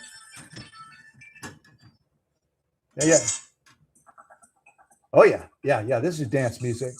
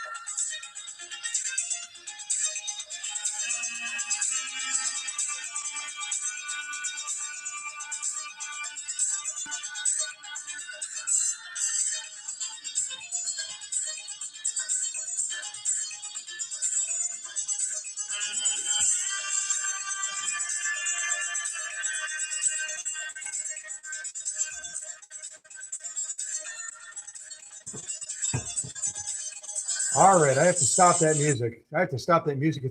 It's interesting, but it's a little annoying if you just keep Okay, what we're going to try to do now is, and I'm already anticipating, again, because the pressure foot system on this machine does not use a spring, it uses a direct rod to press down on the pressure foot, that we're not going to get 8 stitches per inch. We're probably going to get closer to 10 on our longest setting. And that's okay because we understand why. But I've got the pressure foot pressure turned as high as it'll go. I've got this screwed all the way in. And I think we're still going to fall short of our goal of 8 stitches per inch, right around 10. But we're going to try to go through 2 layers of this hardened leather now. It's kind of a crazy stunt to pull using a Schmetz embroidery needle. The Schmetz people follow us on Facebook. They follow us on YouTube. We love them. They love us. We're friends. We appreciate what they do so much, and they appreciate what we do to showcase their needles. But they don't appreciate it as much when I use their needles in a scope like this that's kind of extreme. But we're going to try it anyway. We're going to try to go through probably about 12 ounces of leather, almost 14 ounces of leather. Not just ordinary leather, but hardened leather. And we're going to do it using a Schmetz, what is this thing called? A stick nail embroidery needle. It's a size 90-14, but it's still an embroidery needle. So we're going to see how we do. And we just got done cleaning the pulley on the output motor. Hopefully that helps us as far as traction a little bit. But this is a big sew-off, folks. It's a very big sew-off. And we'll see what happens. Sometimes I don't know what's going to happen. I just decide to try it. So we'll see if we can get through this much leather using this little Mite, this workhorse, this little Spitfire, and see if we can get through this much leather with it. Okay? We'll see. All right, here we go. This should be pretty doggone exciting and terrifying at the same time. All right, here we go.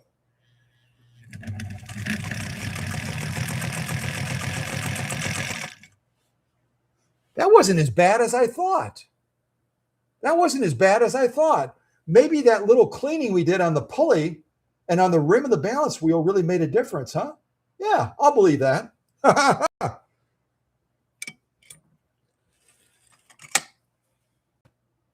Yeah, it looks like we did pretty good in maintaining the stitches per inch too.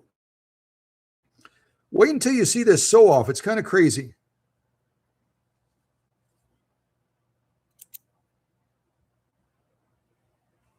All right, so the one we just did is on the bottom row here. Can you see that? There we go.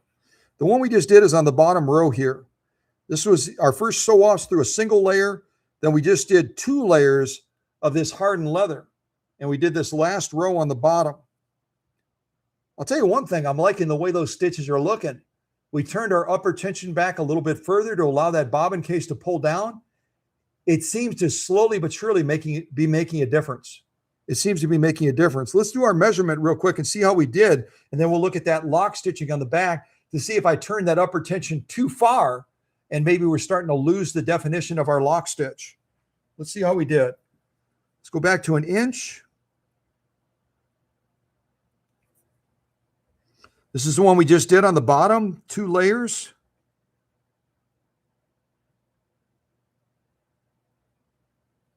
All right, 1, 2, 3, 4, 5, 6, 7, 8. I've been proven wrong. I love it. I love it. I love it when I'm proven wrong. I turned up that presser foot pressure as high as it'll go. We cleaned the pulley. We cleaned the rim that the belt runs over on the balance wheel. And we maintained 8 stitches per inch on that sew off we just did. And this is the leather we just went through. That's an incredible accomplishment. That's an incredible accomplishment.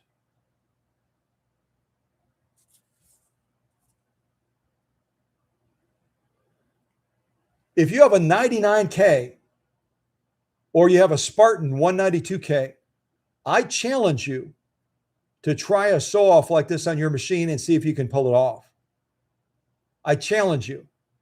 If you do it, send Susie and I a video and I'll see if I can post it on Facebook or I'll play it during a live stream and show it to you. Because I would love to see somebody else do that. I haven't seen anybody else pull off the sew offs that I've done on the 99K or a featherweight for that matter. Go back to some of my videos on featherweights. I've sewn this much leather on a featherweight. I'm not making that up. And a featherweight only has a 0.4 amp motor. Here we have a 0.54 amp motor, so it's almost 0.2 of an amp larger. That's incredible. So this again is our last sew off through 2 layers right down here. Some really beautiful looking stitching. See if I get a little bit closer.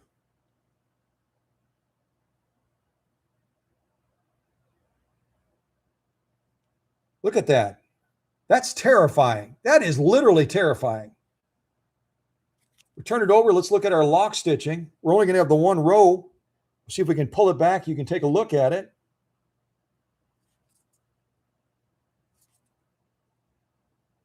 So we did not lose our lock stitch. We adjusted it to define that top stitch more, but I didn't go too far. If we went too far, we would see a loopiness on this lock stitching. We don't see a loopiness.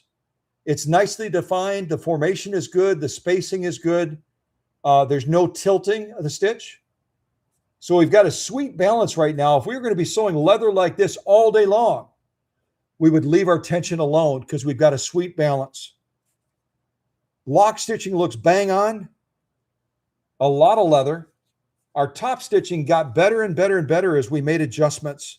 Up here, it was okay. But down here on the last row we did through 2 layers, it's brag-worthy. It's absolutely brag-worthy with the definition, and there's no tilting on those stitches at all. It's just absolutely gorgeous. So if you have a 99K, a Spartan, try it. I'll send you the leather, for goodness sakes. I'll send you the leather if you don't have leather, but surely you can find leather out by you. Find some hardened leather like this and shoot a video. I would love to see it. Yeah, very, very nice. All right, you've been sitting too long again. Let's do a little bit of dancing. And also kudos to Schmetz, I should say. Kudos to Schmetz for producing an embroidery needle that can even stand up to that much leather. That's pretty doggone cool. Ah! Almost crashed the camera.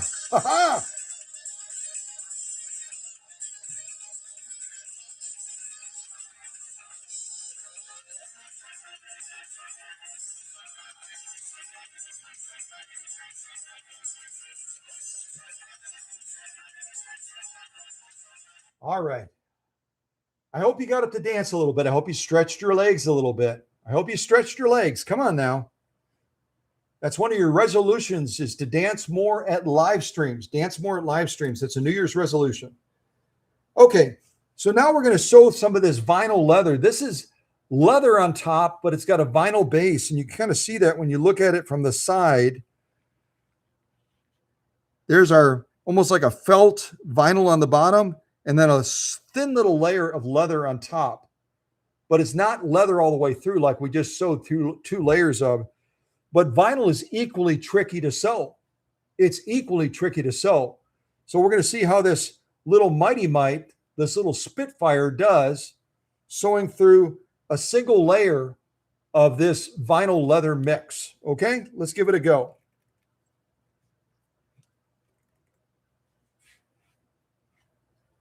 All right, here we go.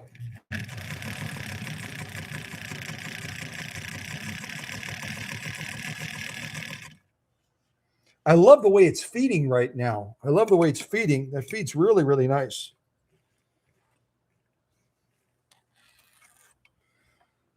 Yeah, good looking stitching. We'll take a closer look at this.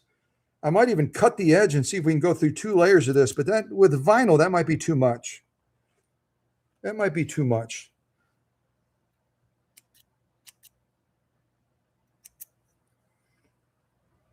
All right, let's take a look at this stitch off on this vinyl leather mix.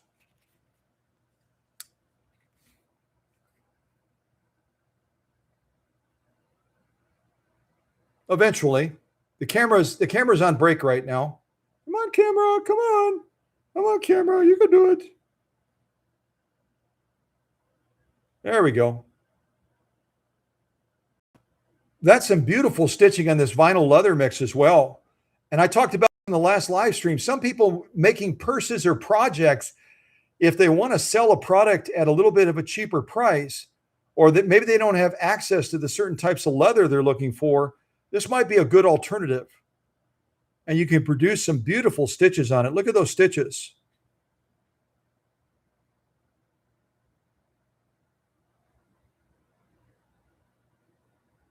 Absolutely breathtaking. Breathtaking stitching. We'll look at it like this as well.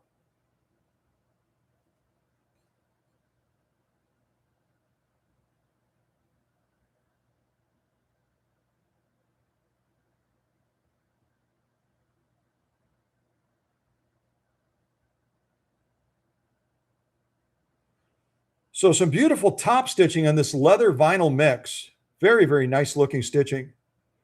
Imagine this on a purse or on maybe on a wallet or something that you were using. I don't think you'd have any trouble selling it. It really produces a beautiful stitch on this vinyl leather mix. How did we do? And I'll show you the side again of how that looks. You see those 2 layers, 2 distinct layers of leather and vinyl right down the middle. How do we do on the lock stitching? The top stitching looks fabulous. Top stitching is gorgeous. But our lock stitching, how did that do? It's equally gorgeous. That's our lock stitching right there.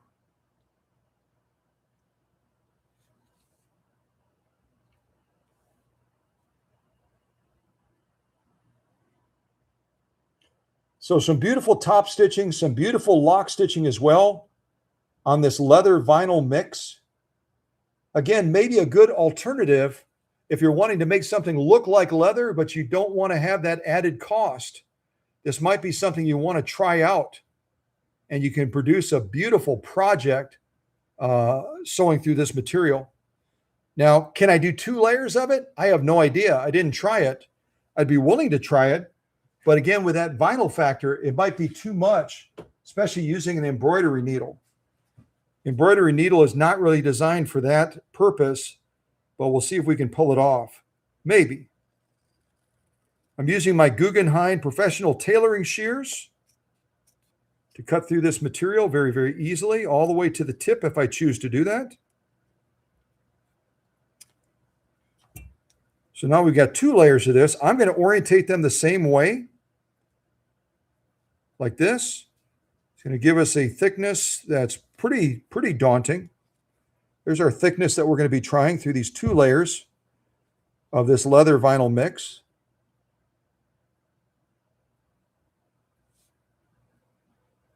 There we go. I didn't try this off camera. I don't know if it's going to work or not, but I'm willing to give it a go. So that's our 2 layers. The only thing we might run into is the feed issue, right? We might run into an issue with the feed.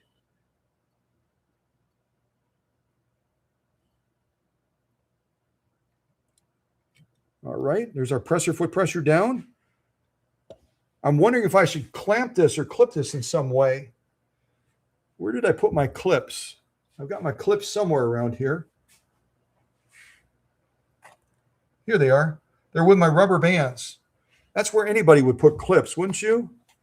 Put all your clips in the bottom of the rubber band thing. Probably not a good choice, but oh well. I'm looking for one of my little ones that Paula Noel sent me a number of years ago. There's a yellow one I can just, oh, there's a blue one. Yay, I found the blue one. See if we can clip these together and keep them in alignment, in better alignment while we're going down with this. I don't know if this will work or not. I'm going to put it on this side because that's where I've got the edge of the leather. No, I can't do that. I've got to do it on this side. Will it reach all the way over there? I think it will.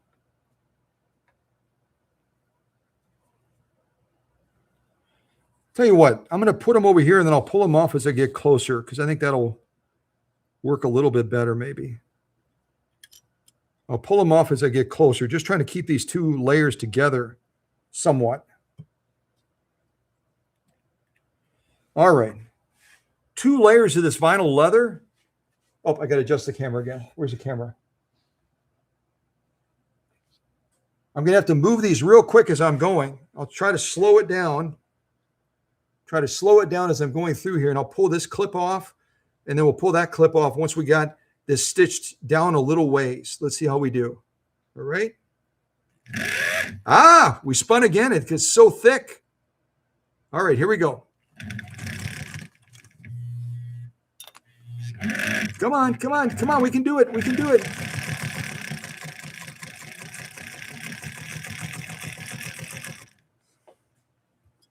That's some thick stuff, I'll tell you that.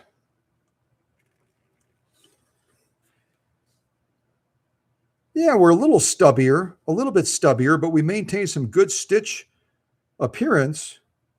The bottom looks like it's in pretty good shape too, as far as the stitch tension balance.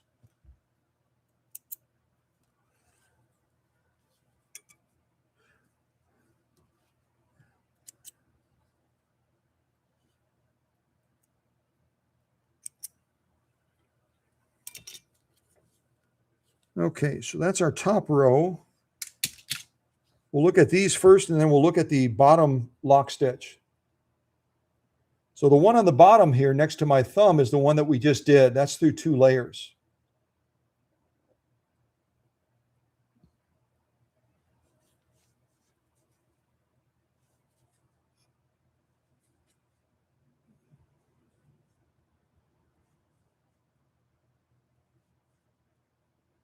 I'm impressed. I would rather sew leather rather than a leather vinyl mix any day of the week. The vinyl really wreaks havoc. But we maintain some very, very good looking stitches in spite of 2 layers of this vinyl leather mix. That's some thick stuff, probably the equivalent of around 6 to 8 ounces of thickness through that.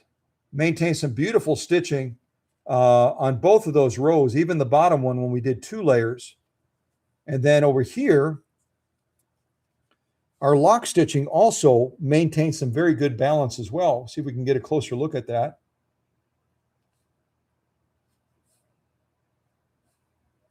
I think it might be a little bit on the soft side, but just barely.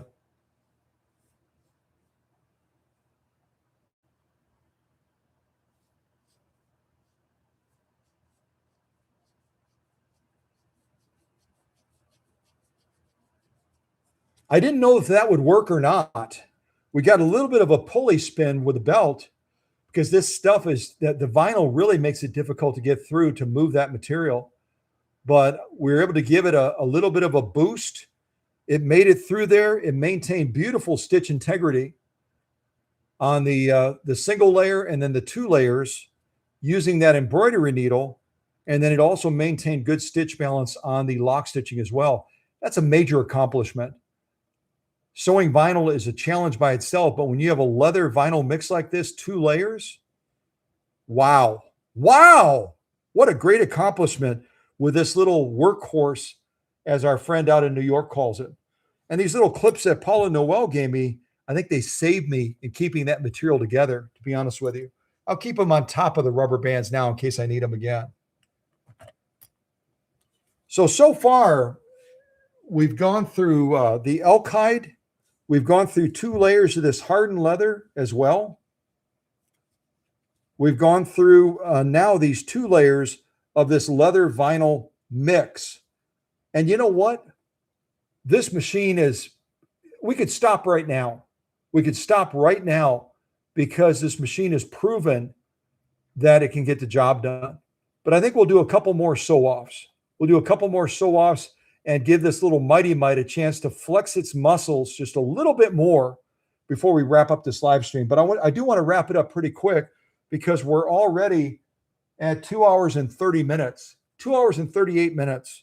So we've been running a long time. I get it.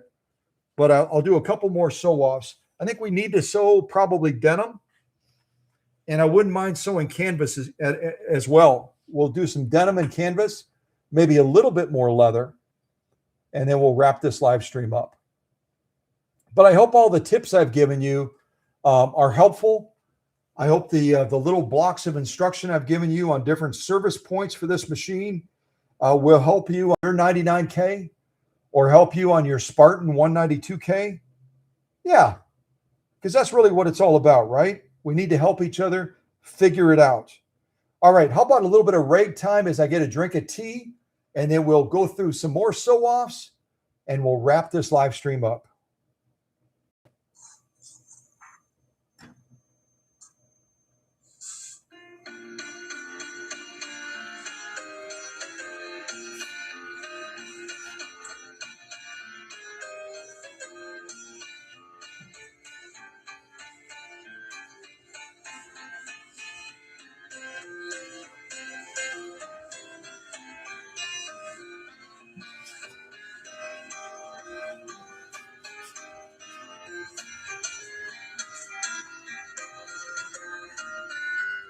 All right, let me pause the music real quick.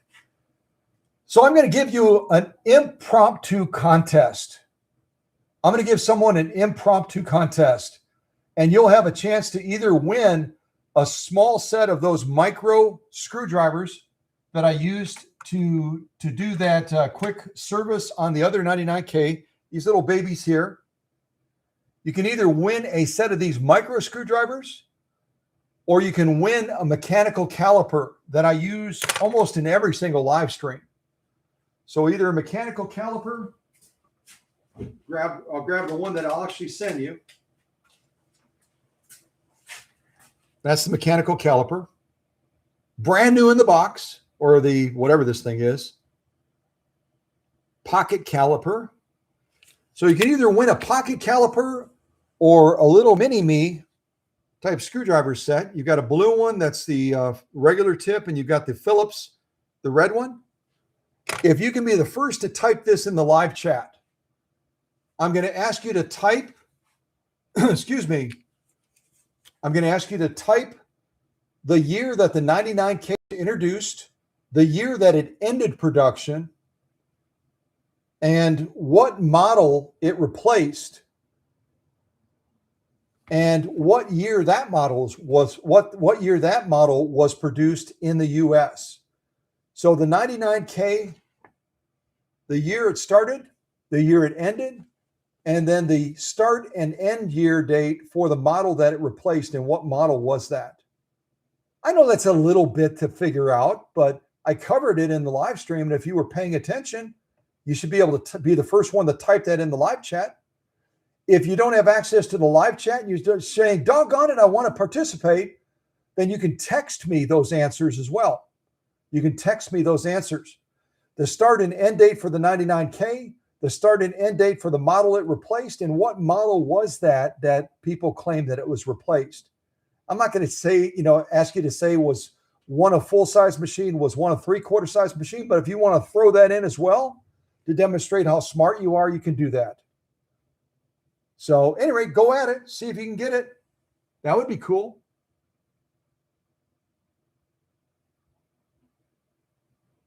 Susie typed it in at the beginning of the chat. So there you go. You got crib notes too. You don't even need to research it. It's in the live chat already. It's already in the live chat. Susie added that at the beginning. Yeah. So anyway, a little bit of music while you're figuring it out.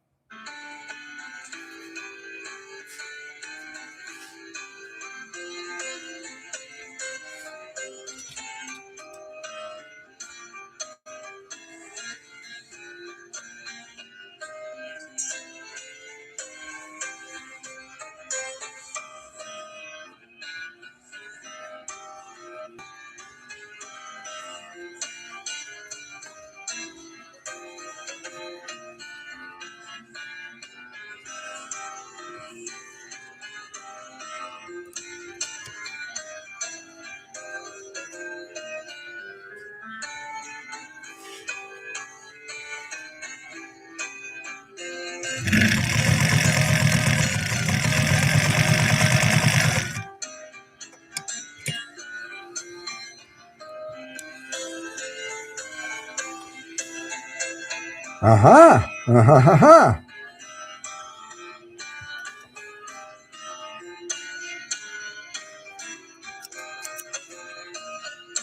All right, I'm going to pause the music. I don't know if anybody got the answers or not. I don't believe I got any text messages. So if someone types it in the live chat, then you might have a chance of winning something really cool. So again, I'm looking for the start and the end date for the 99K. When did they start making it? When did they stop making it? When did they start making the model that the 99K replaced? When did they stop making it in the US? I should specify the US because they had a different production time frame in the UK or over in Scotland where they made these. And if you want to add in which machine is three-quarter size, which machine is full size, you can throw that in as a bonus. But if someone gets it, I'll ask one of the leadership team members to highlight who that person is and then invite that person to reach out after the live stream. And then I'll give you a choice of a mechanical caliper or a set of those little mini-me screwdrivers that I used in the live stream today. And yeah, I like giving stuff away.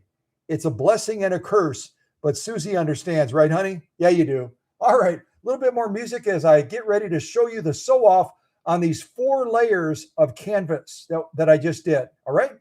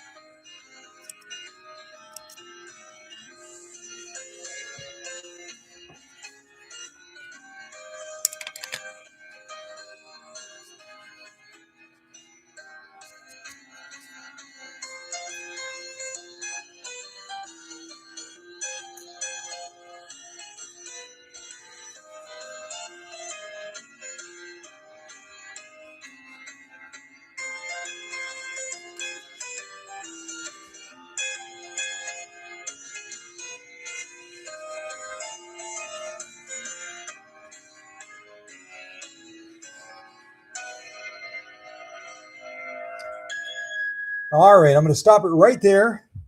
So these are the top stitches that I just did on these 4 layers of canvas. This is not US Army grade canvas, but it is a heavy grade canvas. And our top stitching looks really, really good. Remember, we made all those adjustments down on the upper tension to accommodate the top stitch, which worked out beautifully in the different leather sew-offs we did. We got some great results, but we run into a problem when we change materials then to a canvas. When I turn it over, you'll see that our lock stitching now is too weak. It's too weak, but I'm going to first of all show you these again. Top stitching, wow, beautiful, fabulous. I love it. And then we turn it over. I'll show you first of all the thickness of 4 layers of canvas. It's a very thick sew-off, especially using that embroidery needle. And now here's our lock stitching. It's not horrible, but if we were going to be sewing this type of canvas all day long, using the setup that we have with the Coats & Clark dual duty XP thread, using the size 90-14 embroidery needle by Schmetz, we would have to bump our upper tension back up again. We bumped it down, we bumped it down, we bumped it down. Now, because we changed material types, we need to bump it back up again. I'll show you what I mean. Again, it's not horrible, but it could be better. Come on, camera. Come on, camera. Woo! Here I am. Here I am. I'm moving. Maybe I'll do it like this. See if it's happier this way.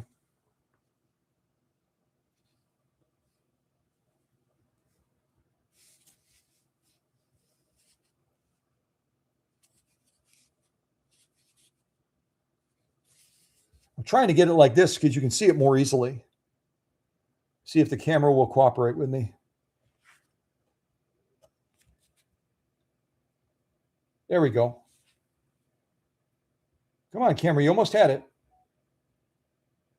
So this is our lock stitching. It's not horrible, but if you look at it closely, there are some weak points on it, especially on this longer row up here.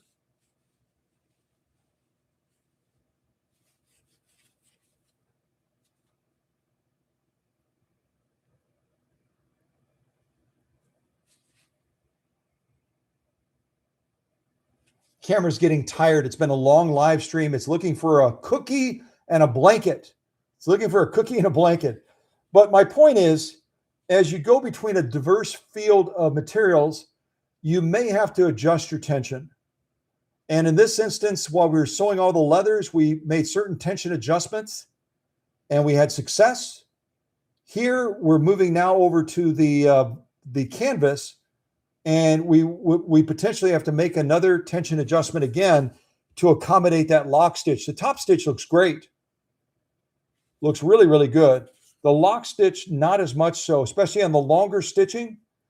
There's a couple spots where it's a little bit on the loose side, barely, but it's still on the loose side, and we can make it better. So in this instance, we would bump our upper tension up a little bit. We would give it 1.5 to 2 turns. Again, we don't have a preset number system like on the 1955 99K over here that I'm touching, that we serviced on. Here we've got numbers on this one. Here we don't have numbers. So we have to spitball it a little bit more as we, encounter certain challenges with tension. That's why part of the reason Singer went to the numbered upper tension is because people were looking at this and going, well, I don't know where I started. I don't know where I stopped. I have no idea. Help, help, help. And Singer decided then, okay, all right, stop your whining. We're going to put numbers on it, okay? We're going to go from a system like this to a system like this. And that was all in a span of just a couple of years. Again, if we believe the serial plate on this machine, we're in 1950. The other one that we did the service on for the Raceway is 1955. But the long and short of it is you get a feeling for your machine, don't you? Even if you don't have numbers on it, you get a feeling for it. Kind of like I did with the stitch line controller where I just randomly gave it 3 turns and I said it's going to be right around 10 stitches per inch. Guess what? It was 10 stitches per inch. So you get an intuition for your machine, and you start to figure it out, even when you don't have all the luxuries that Singer added to some of the later models.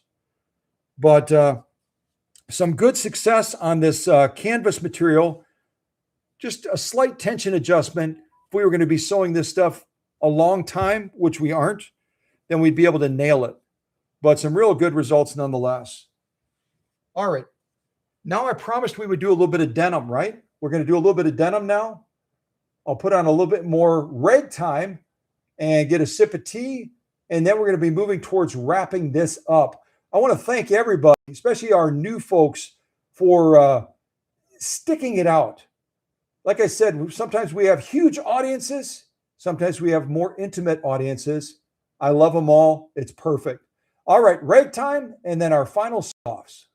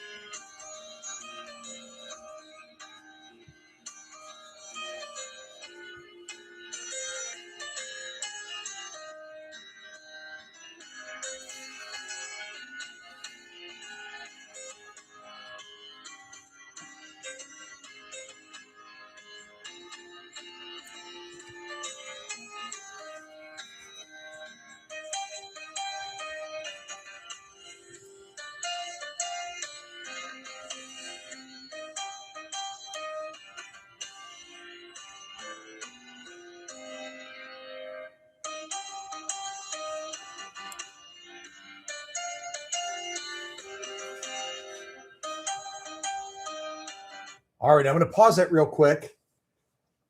So if you saw me folding it, I don't know if my camera angle was good for you to see me folding it. What I have here, and I haven't done this in a while, is I have 8 layers of heavy grade denim. I've been doing 6 layers, and I got a note from somebody saying, we used to do 8 to 10 layers of denim. Why aren't we doing 8 anymore, or 10? So I listen to you all if you give me that feedback. So I folded this so we have 8 layers of denim. The thickness is pretty terrifying. That's what it looks like from the side. I got my little clips on here from Paula Noel. I'm going to see if we can accomplish this and maintain some good looking stitch integrity. I'm apprehensive to change the upper tension because this is consistent with kind of a canvas woven blah, blah, blah type thing. But I don't know if I want to bump this up or not, this upper tension. I'll tell you what, I'll give it like a quarter of a turn. All right, I'll give it a quarter of a turn. So 8 layers of heavy grade denim. I'm going to see if our little Mighty Mite, our workhorse, our Spitfire, our 99K can get through these 8 layers of heavy grade denim. And I don't know if I need ragtime music to do this, but I'm going to put some on anyway.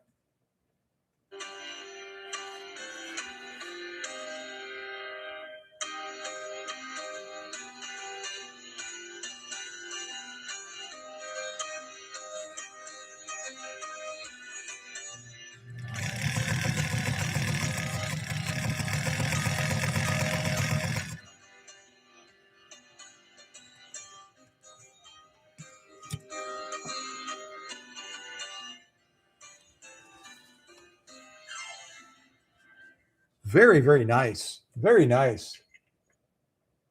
I'm going to pause this real quick. I think I may have just gotten a text message.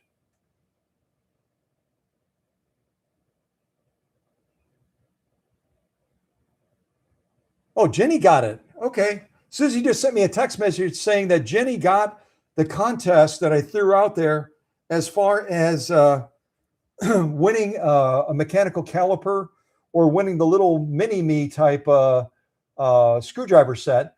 So Jenny will have to let me know. I know that Jenny has my text number, and I've got hers as well. So she can just send me.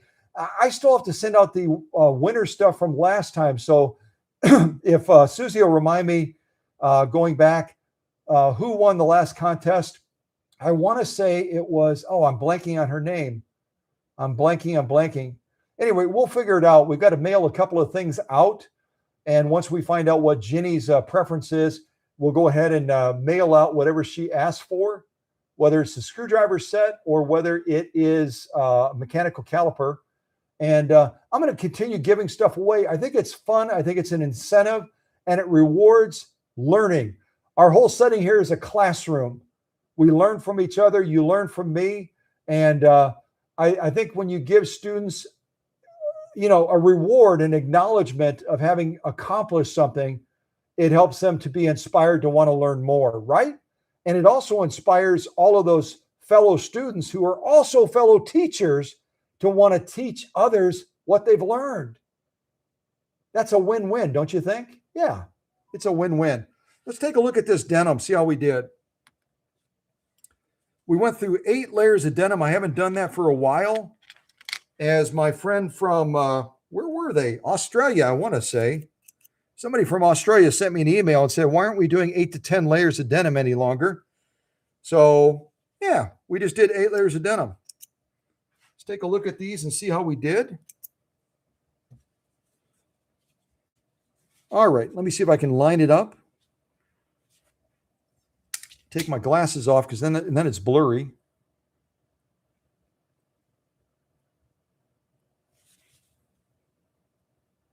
I've got the camera set on wide today. I probably shouldn't have done that.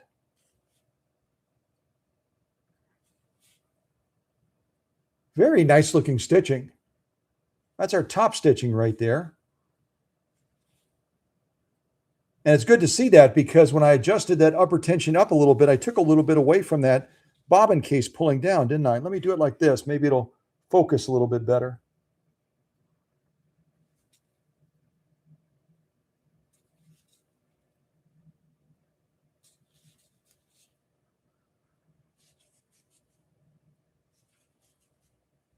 Some real good looking top stitches. And that's what we sewed through right there. That's 8 layers of denim.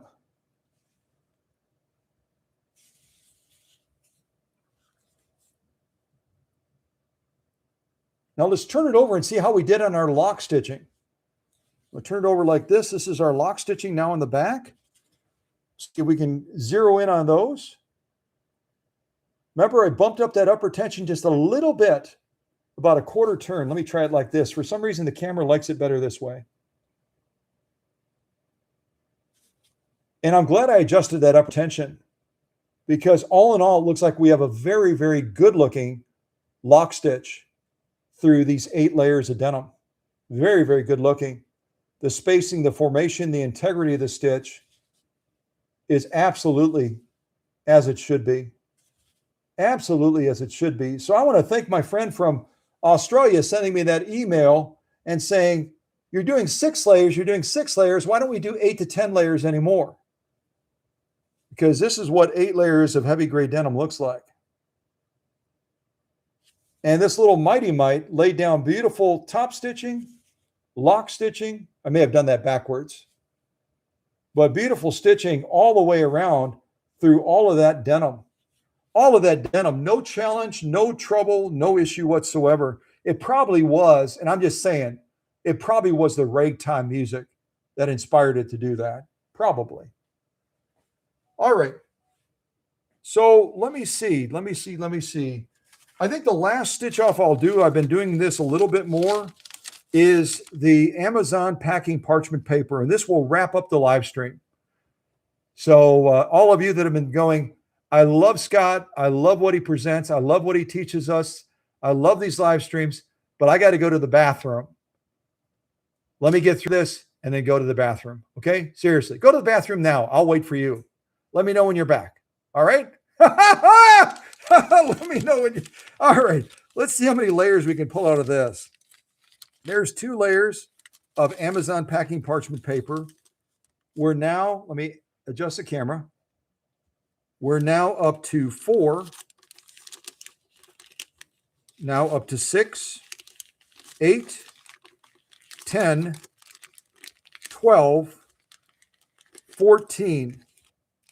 14 layers of Amazon packing parchment paper. I don't think I've done 14 layers in a while, but I really want to prove the capabilities of this little Mite machine. The 99K is incredibly strong when it's running well. Even with its plastic output pulley on the motor, it's still a strong machine. I wish they had stuck with metal. I really do. All right. So we have what, 14 layers of this? Let's slide it underneath there. See if we can finish off this final sew off through 14 layers of Amazon packing parchment paper. Again, we're sewing with a Schmetz embroidery needle, size 9014. We're using Coats & Clark dual duty expert thread. And again, this machine has a horizontal oscillating hook system. It does not have a rotary hook system like its half-size counterpart, the Featherweight. The Featherweight over here that Susie and I just acquired, this one over here is considered a half-size machine, and it has a rotary hook system, not an oscillating hook system. So it doesn't go like this. It goes the Featherweight. The 99K, whether it's this 1955 over here, whether it's this Class 66-1 back here, back there somewhere, there it is, or whether it's this 99K from supposedly 1950, they're all going to have a rotary hook system. They're all going to have a rotary hook system. With the exception of the 99Ks, they're going to have an oscillating hook system. Okay? All right. Let me go back over here. 14 inches. Did that say 14 inches of snow? Oh, Jenny said they had 12 inches of snow. So we've got 14 layers of Amazon packing parchment paper, and we're thinking of the folks that have 12 inches of snow. That's crazy. I don't miss the snow at that level. I just don't miss it. I don't miss it. All right, let's give this a go. 14 layers of Amazon packing parchment paper. That's fun to say. All right, here we go.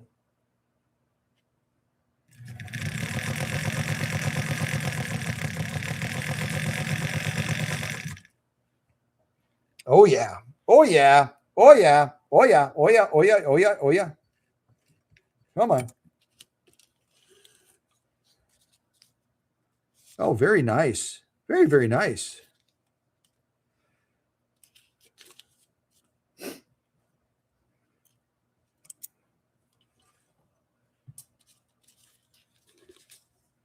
Getting a little static electricity here. All right, so 14 layers of Amazon packing parchment paper. This is our top stitching. I had to double check. It's our top stitching.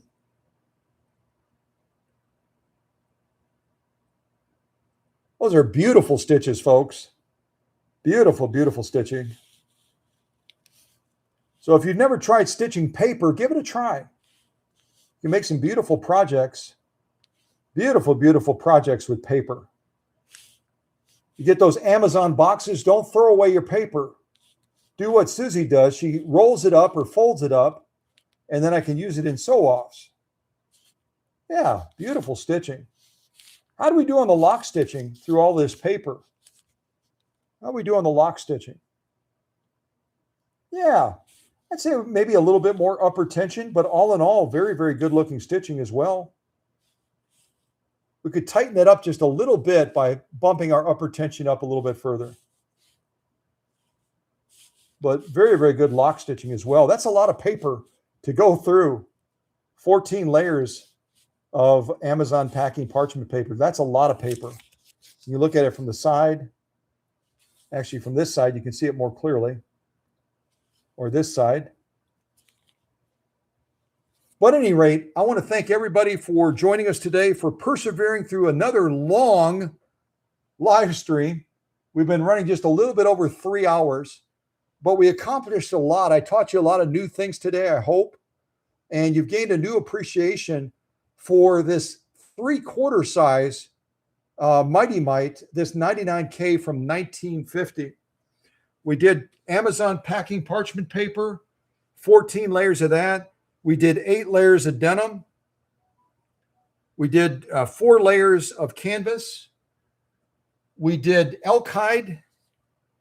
We did hardened leather, 2 layers of that. That was a ridiculous sew off. We did this vinyl leather mix.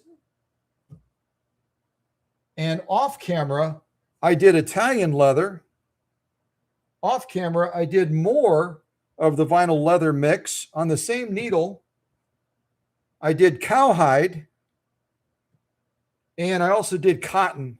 I didn't do cotton during the live stream. But this was our sew-off sandwich on that Schmetz embroidery needle. So if you've ever doubted the strength and the resilience of an embroidery needle, think again. Think again, because they really do a fabulous, fabulous job of standing up against nearly any material at all and getting the job done. Whoop. God bless everybody. Thank you to the leadership team for taking care of the family. We'll see you again soon. God bless. Take care. See ya.